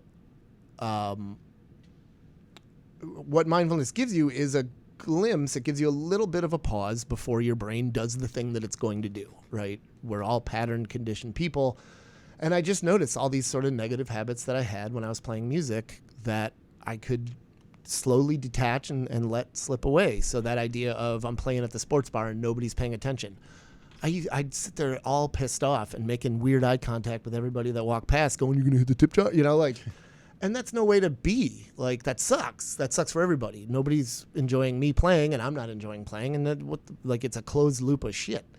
So starting to let go of some of that stuff and just be able to, okay, no one's paying attention. Awesome. Close my eyes and enjoy this myself and feel the guitar, listen to the guitar, hear what I'm doing. It's knocked stage fright completely out. I noticed I played with a dude named Pat Reedy. I'm playing with him at the Day in the Country Festival this Sunday, June 22nd at Broken Hearts Bar at Morgan and Lake Lawrence. And we played sold out shows at Lincoln Hall and then up at a spot in Madison, Wisconsin called the High Noon Saloon. And usually when it's like I'm walking up in front of 400, 500, 600, 700 people, depending on the venue, and everybody's looking, this isn't a sports bar. You know, you're not getting away with wrong notes and shit. And I used to go, I mean, I would be heart beating through my chest. And as I was like, I just noticed, I was like, oh, that's gone. Yay. Like, this is cool. I'm enjoying myself up here and I'm past that. So I feel like some of those skills are something that any creative, whether you're a dancer, comedian, artist, a visual artist, getting to know how your patterning and your conditioning affects how you are in the world, whether you can do something about it or not right away, just knowing and starting to notice that your brain is an organ that does things whether you want it to or not. It produces thoughts, whether you're trying to produce them or not. In fact, it often produces thoughts that you're not trying to produce. You know, I'm ADHD as well, and every time I try to focus on something, my brain goes fucking whew. So yeah, all that together has completely injected a new attitude into my approach to performance, my approach to writing, my approach to learning songs. It's become a lot more fun, organic, and back to what I used to love about this when I would sit in my bedroom in high school and play for hours on end without thinking about it and not worrying about whether I'm getting paid, whether anybody's watching, you know. And it's just good. It makes you feel good, and it makes you nicer to other people. Yeah. I survive traffic a lot better because of meditation and Buddhism. I love that. Yeah. Now, for somebody who's looking to get into that, who, you know, might be an artist who maybe gets in their own way sometimes and they can't clear out the BS in front of it, and they're looking to get into mindfulness and meditation, what do you think is the best steps for them to at least get the first step going in that process? Just start. Get an app. Headspace is okay. I liked Sam Harris's app, which is called Waking Up. It just does, even the free version gives you just a really quick run through of like almost all of the modalities that you run into in Buddhism until you really get into it and start, like, there's 3 stages of Buddhism essentially called the 3 vehicles.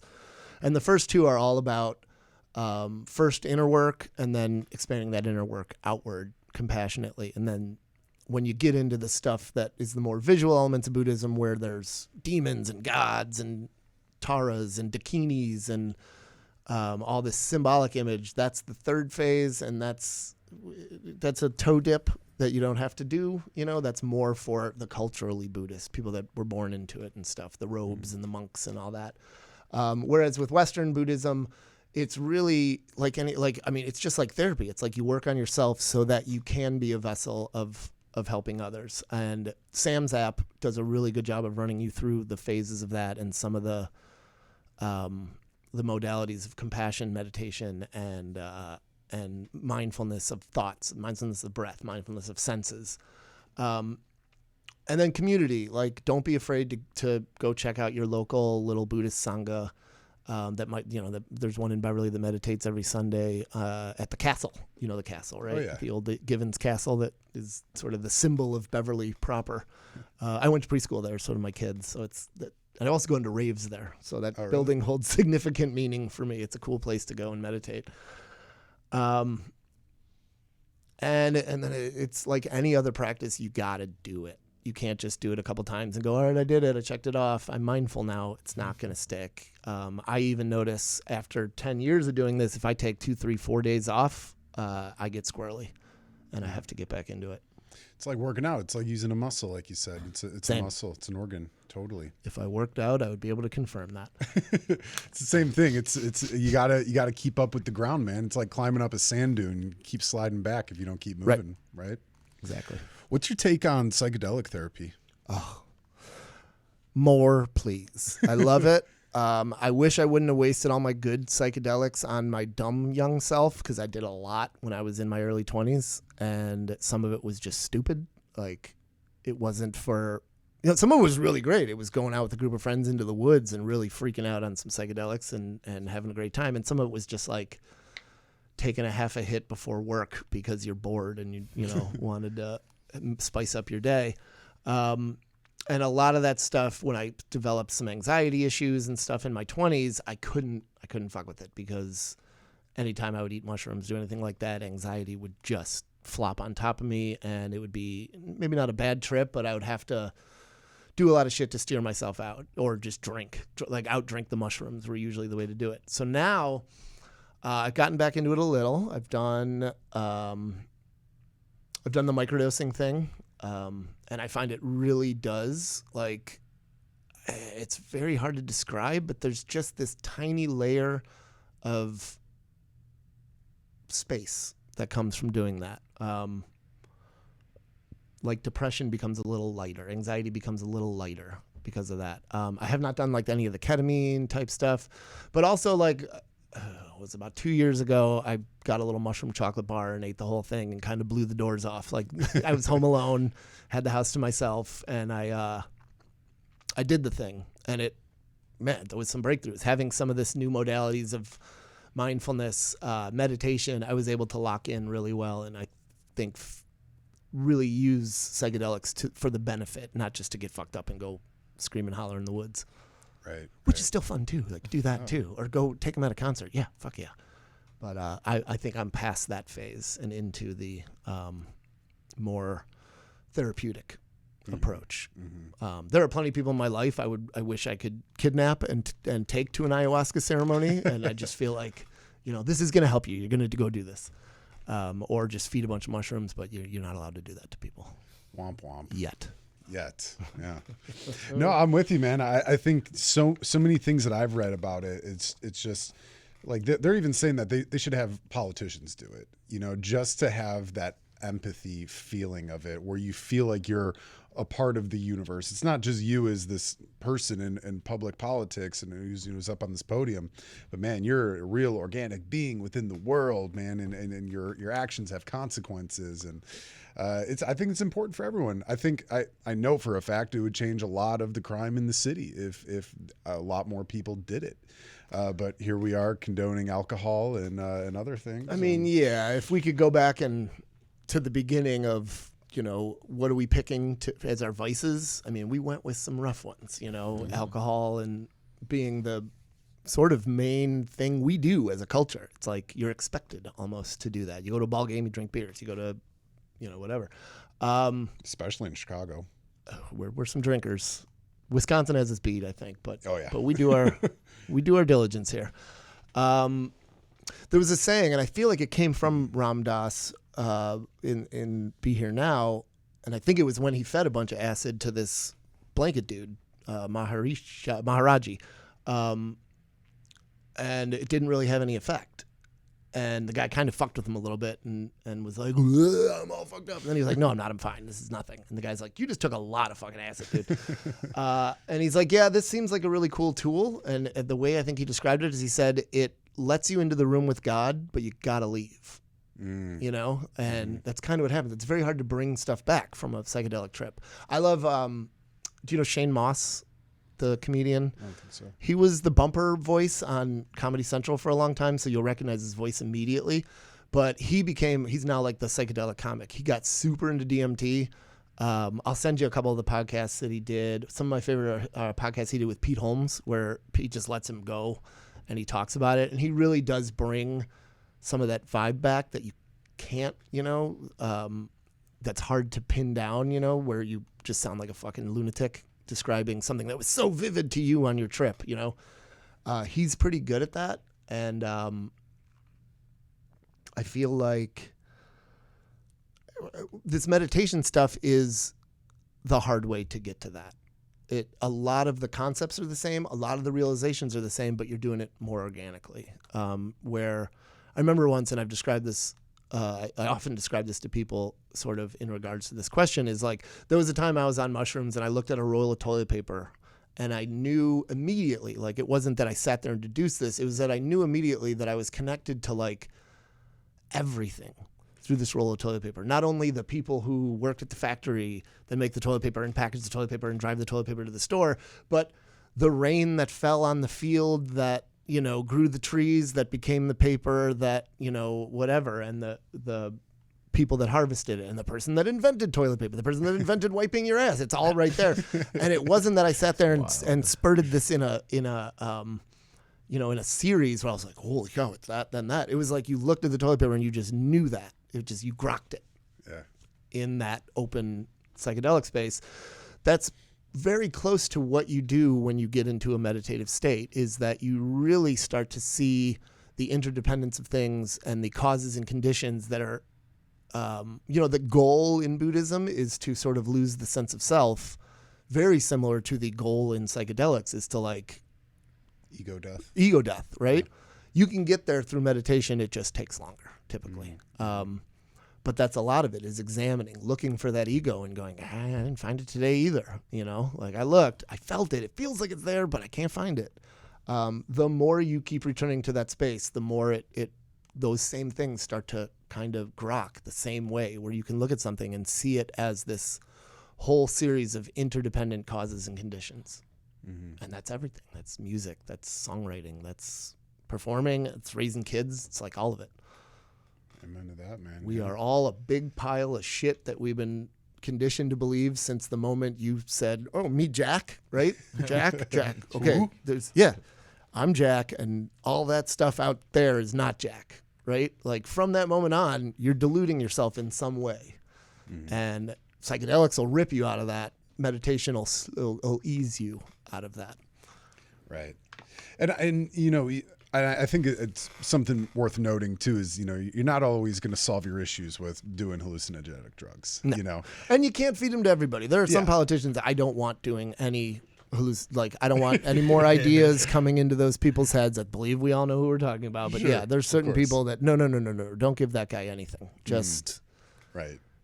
But in the idea of like, you know, you don't abuse it. You know, sure, you know, have fun with your friends, go out in the forest, do your thing when you're young. But, you know, to have that psychological benefit, you really got to have like a good set and setting, write down intentions, write out what you want to get out of it. And same, you know, with like you said, with being a songwriter or doing this to find your ego, to build yourself.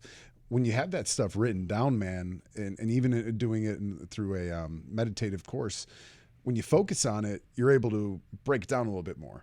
It's the toilet paper. It's you really get into the brass tacks of why it is the way it is, and yeah, you can really break it down, but do it responsibly, of course, right? And what I've noticed, and right along with this, with songwriting and the way that my method of songwriting has evolved, is what I now sort of.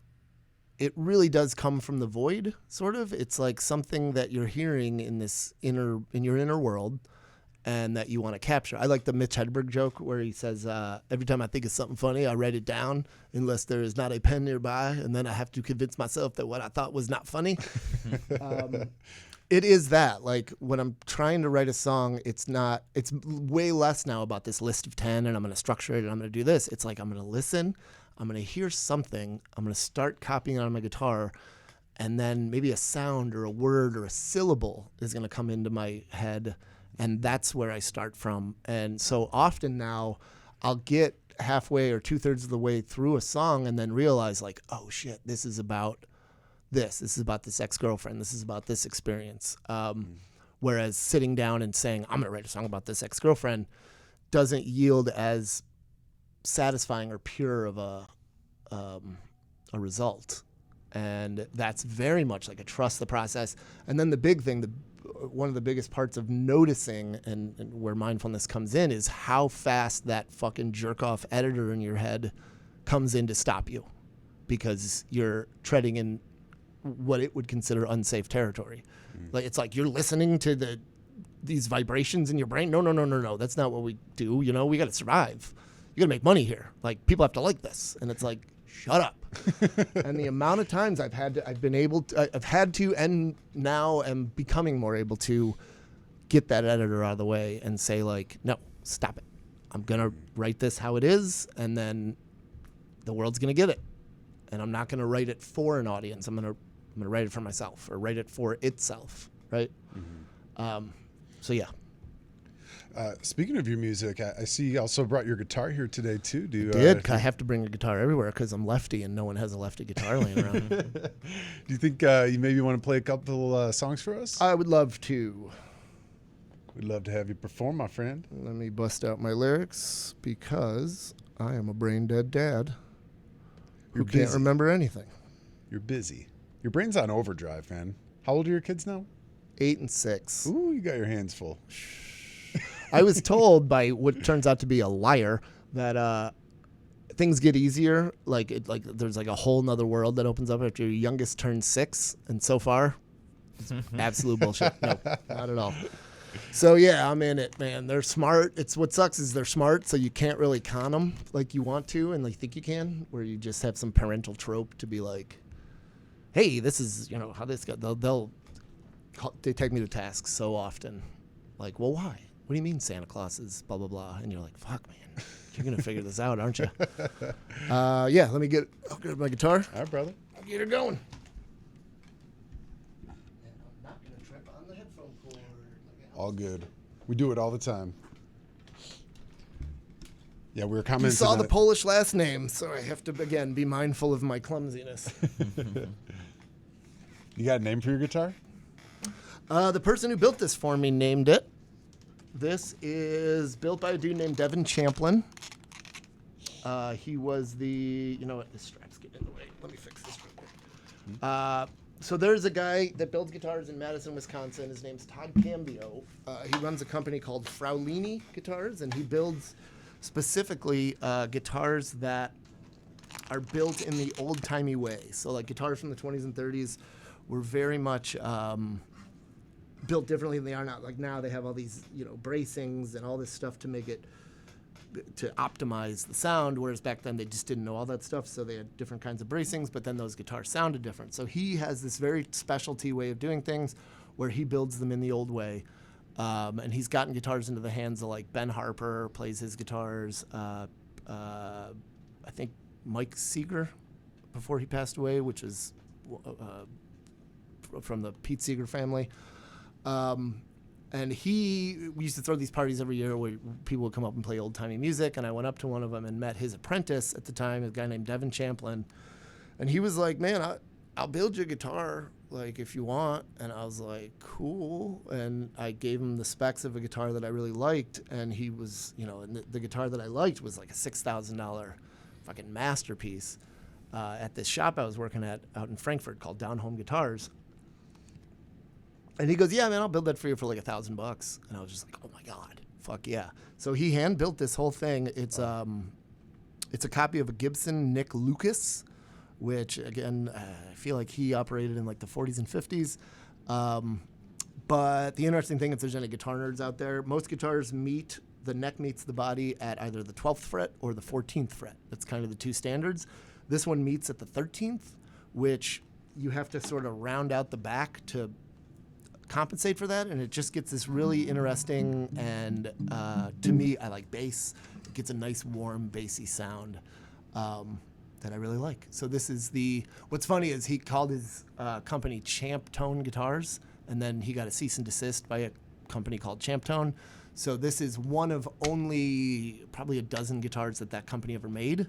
So hopefully, if he gets famous, I'll be the person with. I think this is number 7. It's got a hand-drawn label, and I believe it's number 7. I had him put the Chicago Stars on the 12th fret, so this is called the Champ Tone Chi Tone. Hey. Yeah, I like it. He's a good dude. He works out of not Portland, Oregon, one of those other Oregon cities full of hippies. All right, so this is an original. There was a period. Oh, I didn't even talk about the songwriter night. I'll talk about it maybe after this. I like running songwriter showcases and nights. I'm really into songwriting. So when I worked for Lagunitas Brewing Company for a while, I did all their music booking at the Chicago Tap Room, and I used to run a Thursday night songwriter showcase, which was not an open mic. It was an invite only. I would invite songwriters to come and sing to a crowd that didn't care. So it turned into, I call it the songwriter's workout, where it was like, hey, sing the songs you're nervous about, sing the songs you're working on. And then there became a thing where it would be, I'm going to send out a prompt word. Try to write a song for this thing. And I'll do the same. So every week I was writing a new song, no matter what. And this is where this really inward listening came from. And some of these songs were fucking horrible. And they were one and done. You know, I'd play it, sing it, and that's it. Let us never speak of this moment again. But out of that, I wrote about 40 songs. And out of them, about a dozen were okay. And then 3 or 4 really bubbled to the top. And this is one of them. What did I decide to call this? I changed the name to something cooler, and then I forgot to put it in my notes. So this was originally called Midnight. Yeah, maybe we can just turn that a little bit. I might have bumped this a little bit while I was, point that there. All right, cool. This is originally called Midnight. I'm trying to figure out what I turned it to, but whatever. This is dedicated to a friend of mine down in Southern Illinois when I went to college and then dropped out. I used to hang out at a bar called the Stagger Inn, where I became a regular, and that's where I got my start playing music. One of my biggest supporters was an older dude named Gary Meyer. He was that guy who would buy the album every time. He would come to the show every time. He'd buy you drinks every time. When the internet came around, he was the first like on every post. He was the first guy to share the music. He was just that dude. And he passed away pretty suddenly and pretty surprisingly. Since he was an older dude, he wasn't putting his entire life on the internet, so I didn't know he was sick. I didn't know all this and that. I just started seeing Facebook posts that were like, oh man, Gary, we'll miss you. And I'm like, what the fuck? Fucking Gary died. So this song is dedicated to him. And a specific time in my life that I was doing a shitload of psychedelics, running around Edwardsville, Illinois, and hanging out with just the best people ever. And I was a young man with no real problems, and a whole world in front of me. Gary owned a studio. Gary rented a space in an art studio above the Stagger Inn, so that was where we'd take a set break, go upstairs, smoke pot with Gary, come down. So there's a little bit about kind of that vibe in there. Midnight, I guess I'll call it for now until I remember what it's really called.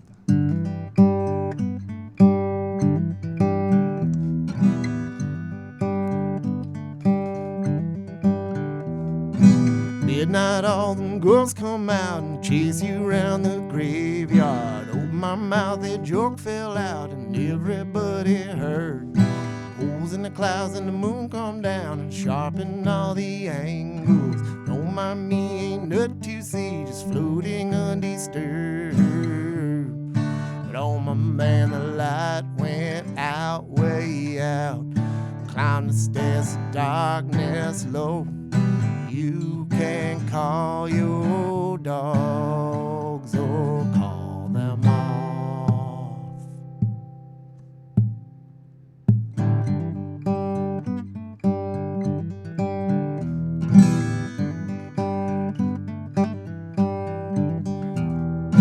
Midnight boy, that bottle come out and it chased me around the table. Laughed out loud, a little too loud, and everybody turned. Everybody turn around, spinning around the basement. Can't quite get the words all out, just spit and roll and slur. Oh, my man, the light went out, way out. Climb the stairs of darkness, oh, you can call your dogs or call them off.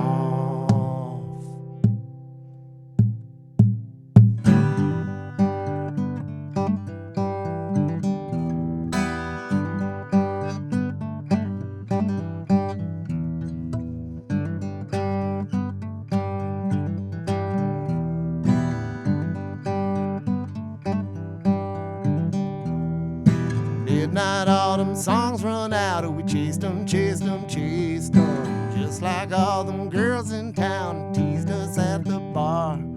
Takes a man, a gentleman, to paint such pretty pictures. Mercy on the sinners, for they know just who they are. Oh, my man, the light went out, way out.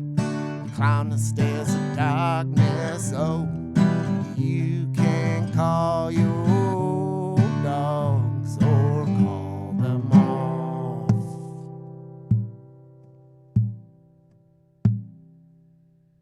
That's it. Rest in peace, Gary. Supportive dude. Call your dogs off. Where did that come from? That specific reference. So Gary was also a neighbor. I was living in a house of absolute chaos, like band house. You know, I lived with my bass player, and then it would take too long to describe it. But my best friend at the time and songwriting partner was this very charismatic, like almost otherworldly dude. If you've ever read, you know, Kerouac, he is Neil Cassidy. Just that dude, right? He's the guy who, if it was like, we're all too drunk to drive home, but like Matt'll do it. His name's Matt Meinert. If it was like, well, Meinert drive, it's like, oh yeah, we'll be fine. Like nothing bad can happen to that guy. He can drive 200 miles an hour and he's just got angels over him. He was just that dude, the most charismatic Mr. Steal Your Girl you've ever met. So House of Chaos, we had dogs that taught each other to open and close doors. So what would happen constantly is one of the dogs would open the door, they'd take off and go run out into the woods. We were kind of backed up against some woods and roll in some dead shit and then come back, close the door behind them. And one of us would get home from work with just two rotten shit-covered dogs in the living room, but no explanation because the door's closed, right? And there was one time that they did that, and for no reason, must have just been like they smelled a friend of ours. They wound up at Gary's house. We found them sitting on his porch. We were like, what the fuck? So that's where the dogs part came from. Very cool. The guitar I found, it was really cool. It's a very happy-go-lucky song, man. It's for midnight. It's definitely a campfire song for sure. Yeah, it's a little bounce. Got a little bounce to it. I've thrown it at a couple of my bands, and we've made some decent sounds with it. Possibly will be recorded in the near-ish future. I just got to get my shit together. Something I've said, I could say that next year. I've said it 3 years ago, but we're all saying it. Some goddamn day I'm going to record that one. You got any other ones you'd like to perform? Sure. Oh, well, since we talked about Matt Meinert, my sort of original introduction to the stage, this was a dude I met my freshman year of college who, I got to grab one more thing, though.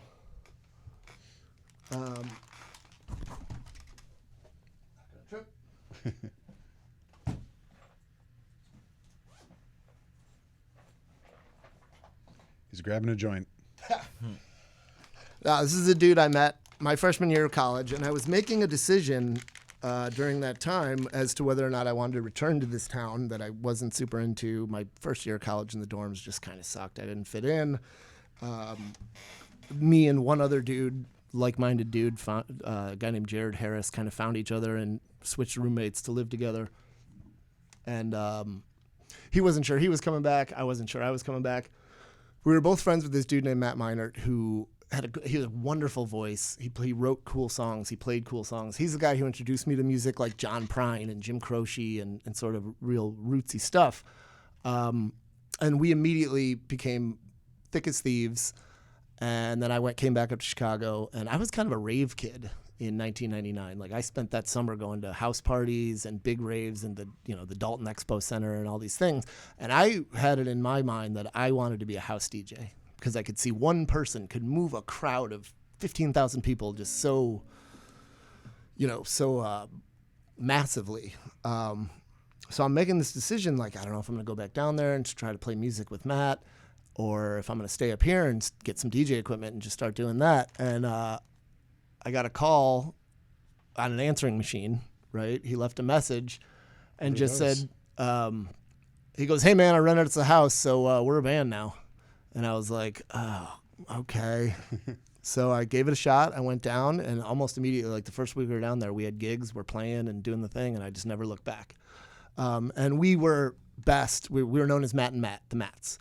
Or Matt Squared or Matty and Matt or whatever, but we were tied at the hip. We were almost never apart for the next 4 years. We wrote a lot of songs together. We did a ton of psychedelics together. He was, again, this charismatic kind of Hunter S. Thompson, like just there was no stopping him. There was never a lull in energy. And I was just kind of second fiddle, tagging along. I was just the guy who was like, he's the fucking main guy. I'm just here along for the ride. Unfortunately, we got caught growing weed by the Edwardsville Police Department, who were not cool with it at the time.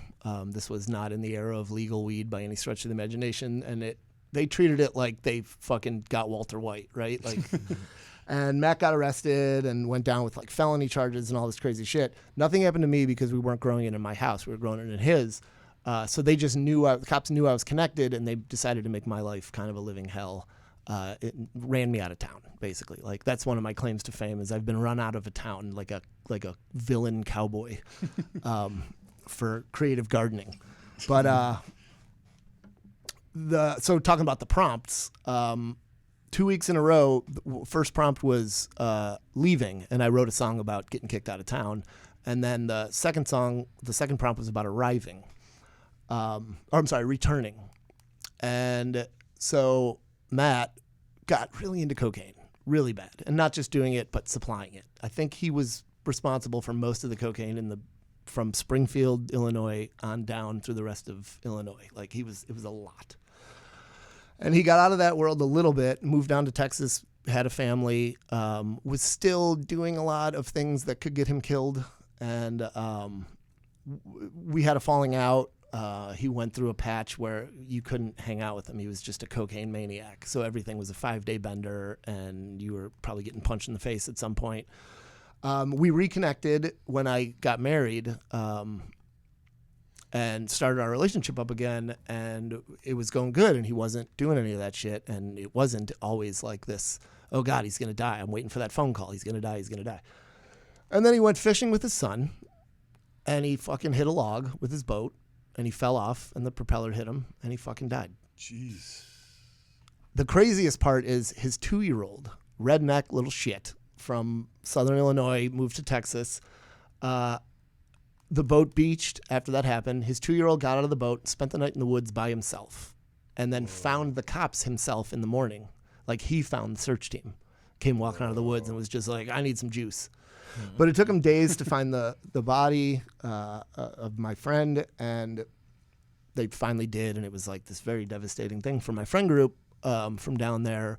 And it just so happened that one of our other friends was getting married like 3 weeks later. So our reunion for the wedding was hella sad, right? So this song kind of reflects that. There's also a ghost story in it. I'll say it real quick. But when we all pulled down to the hotel, so Stag Beer, the other tattoo I have here is the Stag Beer logo. If you're familiar, it's essentially the old style of Southern Illinois. Like it's the beer to order in a redneck bar so you don't get beat up. And it's pretty good. It's made by Heilman, though, and they skip right past Chicago and bring it down there. So that was our symbolic thing, Stag Beer. And when I pulled into the hotel that we were all staying at for the wedding, here's one other quirk is Meinert was known for kind of ruining weddings. He's the guy that would steal a bridesmaid or would pull the fire alarm or just fight the groomsmen or whatever. He's just always known for behavior at weddings. So pull in, get to the hotel, pull up in the spot where you pull up to like unload your shit before you park. And my friend Andy came out and he's like, hey man, you need anything? I'm running to the store to get some Stag beer. And the second he said Stag beer, the transformer on the pole next to the hotel exploded. Like on those words, he said Stag beer. The transformer exploded, set a swath of trees on fire, and power was out for a good quarter of Edwardsville, Illinois from that moment on. In fact, I had my son was 6 months old, and my parents came down with me to like just babysit, and they spent the night in a hotel with no power, which was fun for them, and with a 6-month-old. So this song is about. Sorry, I bumped it again. This song is about returning and about that trip. But you know what? I do it a little lower than that. There it is.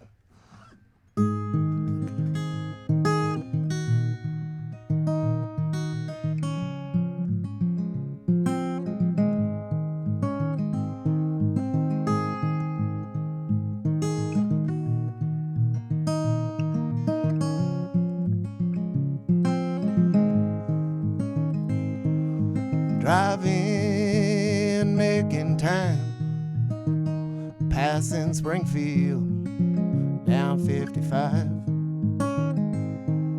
Staunting exit right, the gas and tire signs lit up bright.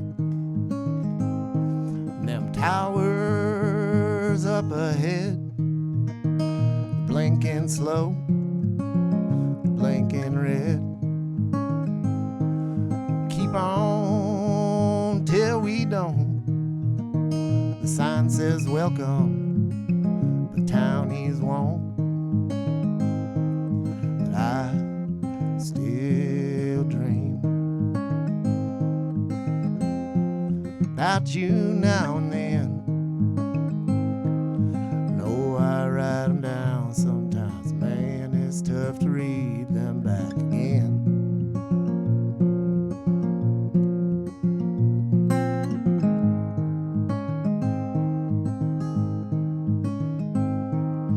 Time took its time playing out yesterday. You, not quite a stranger, you showed up big time right away. Lord, a terrible storm took the power, took the spark, left a terrible nothing in this hotel in the dark. I still dream about you now and then. I know I write them down sometimes, man, it's tough to read them back again.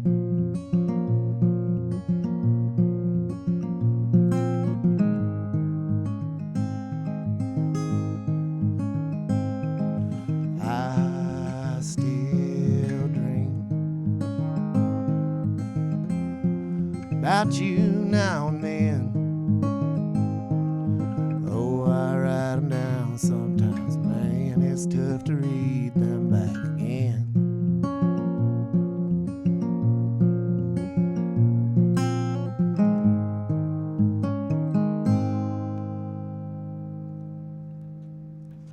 Rest in peace, Maddie. 2 Dead People songs. Yeah. Man, they hit us in the feels. Good. Ooh, Good. man. That's what it's supposed to do. The electric, the dark hotel room. I love the pre-story before the song too. I thought that was really cool. Yeah.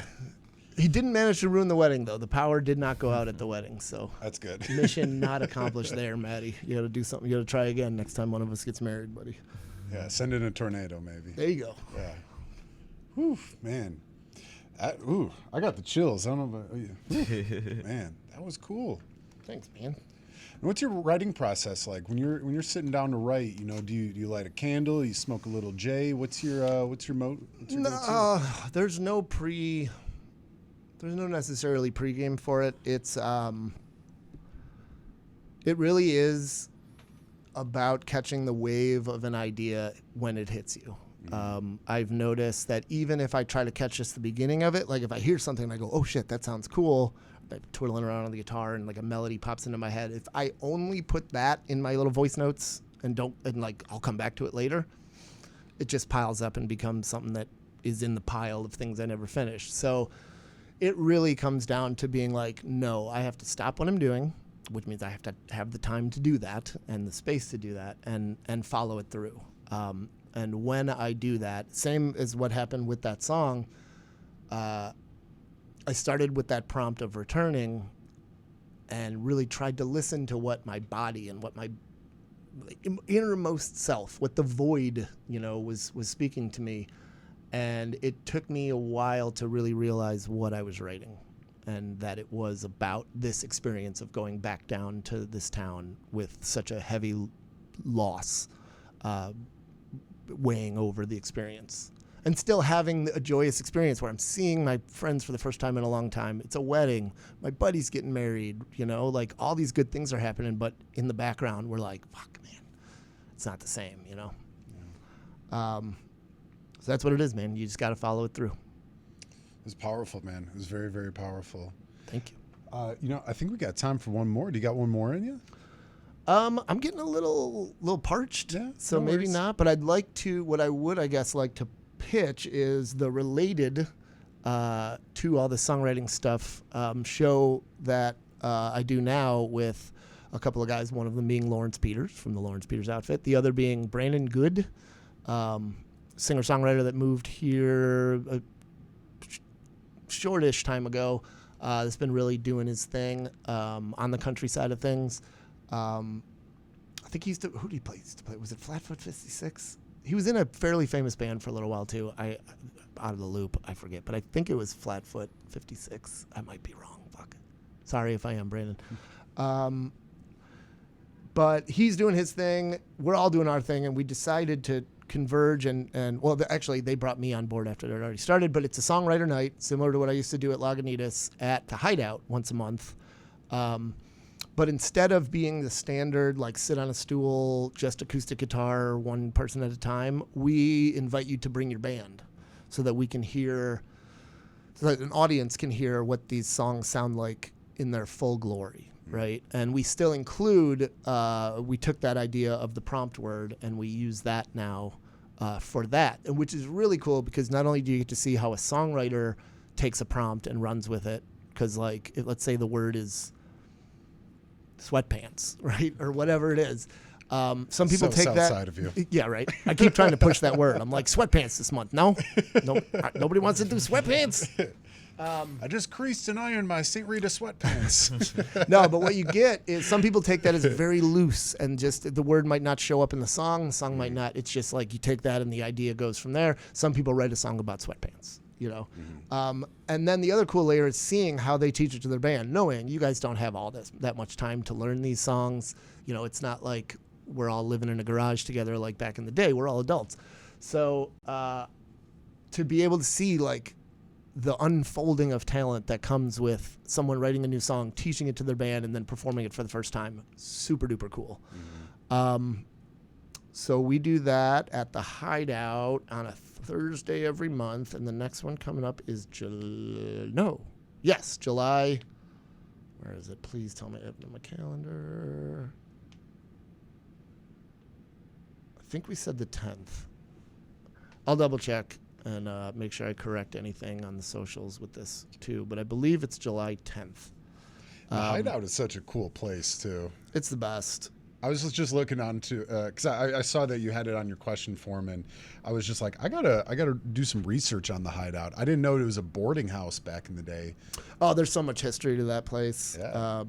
Board house turned speakeasy turned just a local bar. That was the Hideout. It was really kind of a had to know it basis. It wasn't they didn't advertise it or anything like that. It's a cool spot. Oh yeah, July 10th is the next one. July 10th.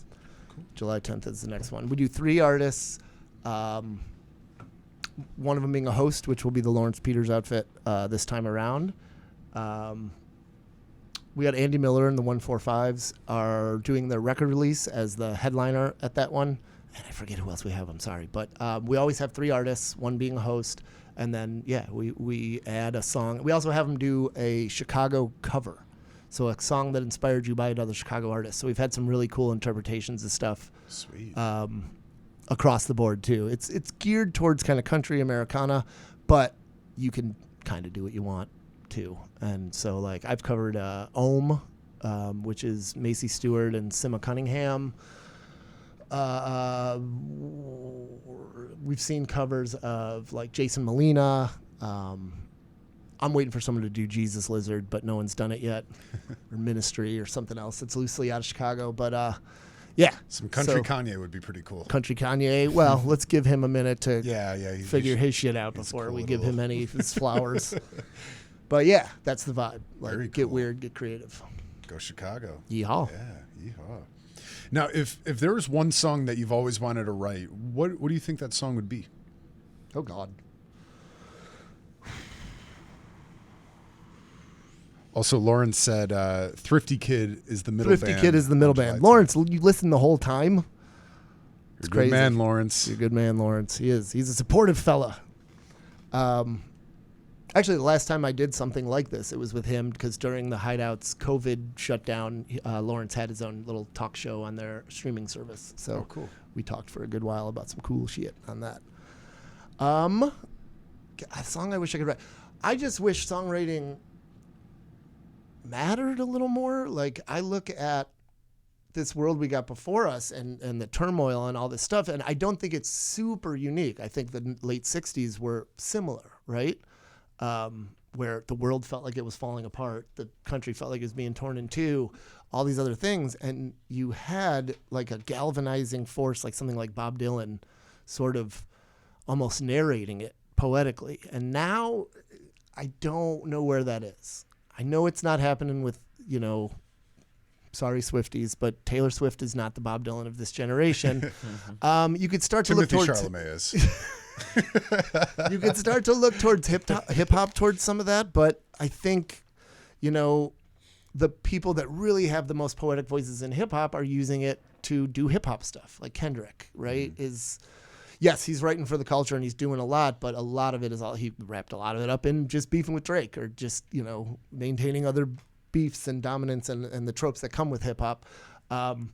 So I'd love to be the next Bob Dylan, or I'd love to see the next Bob Dylan, let's say that, and write the song that makes everybody go, what are we doing, right? Like, everything is blowing in the wind. There are only a certain amount of roads a man can walk down before you call him a man. And I feel like we are kind of missing that. There are people out there doing it, but they're not getting that sort of cachet and play that the 60s got. They're not getting the shelter from the storm. There you go. Yeah. And I could just be old and out of touch. That's fine too. Like, I get it. They're out there, though. They still are out there. That Oliver Anthony guy with that Rich Men from Richmond song, that song really hit a lot of folks. He also just dropped a new one, I saw that. Woman. I saw that. Killer. That was a great song. But look how quick, and I was kind of part of it, like look how quick he got picked apart and didn't really have much of a redemption arc from that, right? Because he said something about fat people and fudge rounds, and which was a little like, oh, you kind of tainted it a little bit, dude. The song had some good sentiment, and now you're kind of punching down, right? Yeah. That's what I think a lot of us songwriters saw it as, like, I can't fully endorse this, right? Because somewhere in the middle of it, due to your experience, I've listened to interviews with him. I don't have a beef. I'm not like, fuck that guy, cancel that guy. But there was just a point where I was like, you got to watch what you say a little bit, and punching down should kind of always be off the table. Yeah. So, yeah. But yes, I agree that guys like that are chipping away, perhaps guys and gals like that are chipping away at some of those boundaries between us and good, organic, soul-felt music. Yeah. There's still messages that need to be said out there. The world is always changing. The world is always adapting and changing in ways we probably don't want it to. And I think that's a beautiful thing about music, is you're able to make those claims and you're able to make those statements of saying, hey, this is fucked up. This is not all right. How many roads must I walk down before I become a man? There's always that message out there that needs to be said. Yep. Well, we're saying it. Damn it. Hell yeah. Sunday, June 22nd at the Broken Hearts Bar. Boom. Be there, baby. Well, we're getting about just that time to start wrapping Cool, up here. yeah, man, this went by fast. It goes by really quick, doesn't it? Yeah. Everyone's like 2 hours, really? Yeah. No, that's how Rogan does it, man. He just makes it fun. He does it like 3 hours. Well, yeah, though. that's where it gets like, okay, I don't need to hear about wrestling holds Cross for bros 3 hours. for the next, yeah. I'll sometimes skip ahead. I'm like, I know the last 3 episodes you've talked about your crossbow, bro. We get it. I still like it. It's cool, but I don't. Well, before we wrap up, is there any last messages you want to send out to the world? Anything you want to say? Any shout outs you want to give anyone? Ooh, shout out to my mom. It's her birthday. Hey, Good old happy Maggie birthday. Gandurski holding it down on the South Side for an indiscriminate amount of years, right? 49, I think. I think she turned 49 this year, I believe, right? That's a good number. Happy birthday, Maggie. No, she's killing it. She's my rock and just the most supportive human being out there. So I guess my message is love your moms, everybody. They're good people. Amen to that. And go inward. Go inward. There you go. Go inward. Fix your own shit. Yep. I love it. I love it. Well, Matt, thank you for joining us, man. We really appreciate this you was coming great. out. And I appreciate the enthusiasm, too. When we put out that call, we're like, hey, who wants to join us? Immediately, you hopped on. You're like, yo, get me on, bro. Let's I do was it. staring at my phone at the time. Might as well capitalize. Yeah. And you and I go way back, and I was like, oh, no question. Matt's got to be Yeah. on the show ASAP. But, man, we really appreciate you making your way out here and playing some songs for us and telling us a little bit about your music. And, you know, I really want to encourage you, man. Keep pushing forward, brother. You got some beautiful messages, and you got a wonderful voice and a wonderful talent. And I just want to say, keep pushing forward, brother. The South Side needs more dudes like you. Ooh, I They appreciate that. And we're working on it. I made one from scratch, so he'll grow up and be a dude like me, hopefully. But yeah, that's the goal down there is trying to get some like-minded folks on the same page.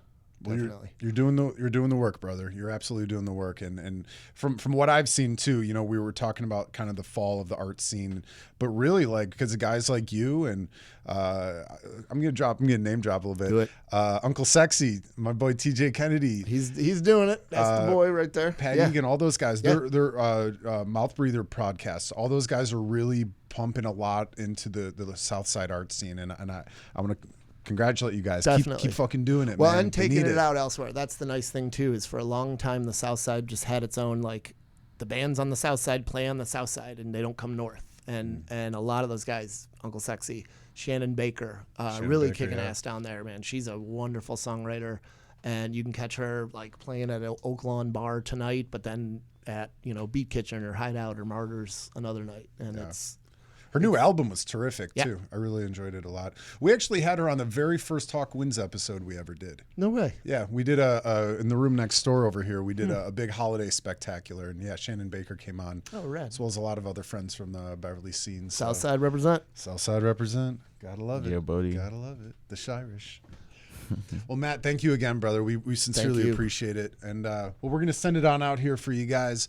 Again, for all of you guys interested in hearing more about Matt Gandurski's music, go check out down in the description below. We're going to have his link on his YouTube and some more information down there. Check it out. Please share it. Share it with your friends. Share this episode with your friends too.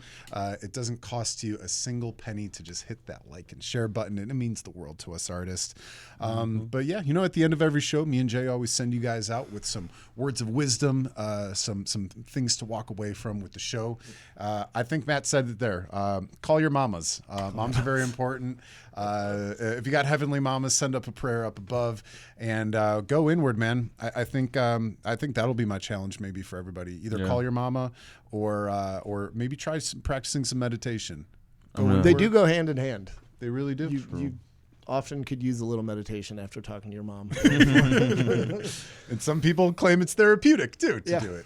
So go inward, man. And go inward. Do some self-reflection these days, and make the world a better place. Yes, sir. Yeah. So with that being said, thank you guys all for joining us here at Hawkwinds Radio Picture Show. Again, we're here every Wednesday night at Q4 Radio in the beautiful Ukrainian Village neighborhood of Chicago. And again, if you guys know of anyone who might be interested in being featured on the show, please send them our way. We'd love to interview and see what other artists are out there. We'd love to have you come on the show and tell your story. And again, Matt, thank you so much for joining us tonight, Thank you. brother. Thank you for doing what you do too. I appreciate We it. artists appreciate it. Fighting the good fight, brother. Viva la arts. Viva la arts. Well, with that, thank you guys all for joining us. Have a great night. Happy Wednesday. We'll see y'all next week. Peace. Love, peace, and chicken grease. Oh yeah, baby. Good night.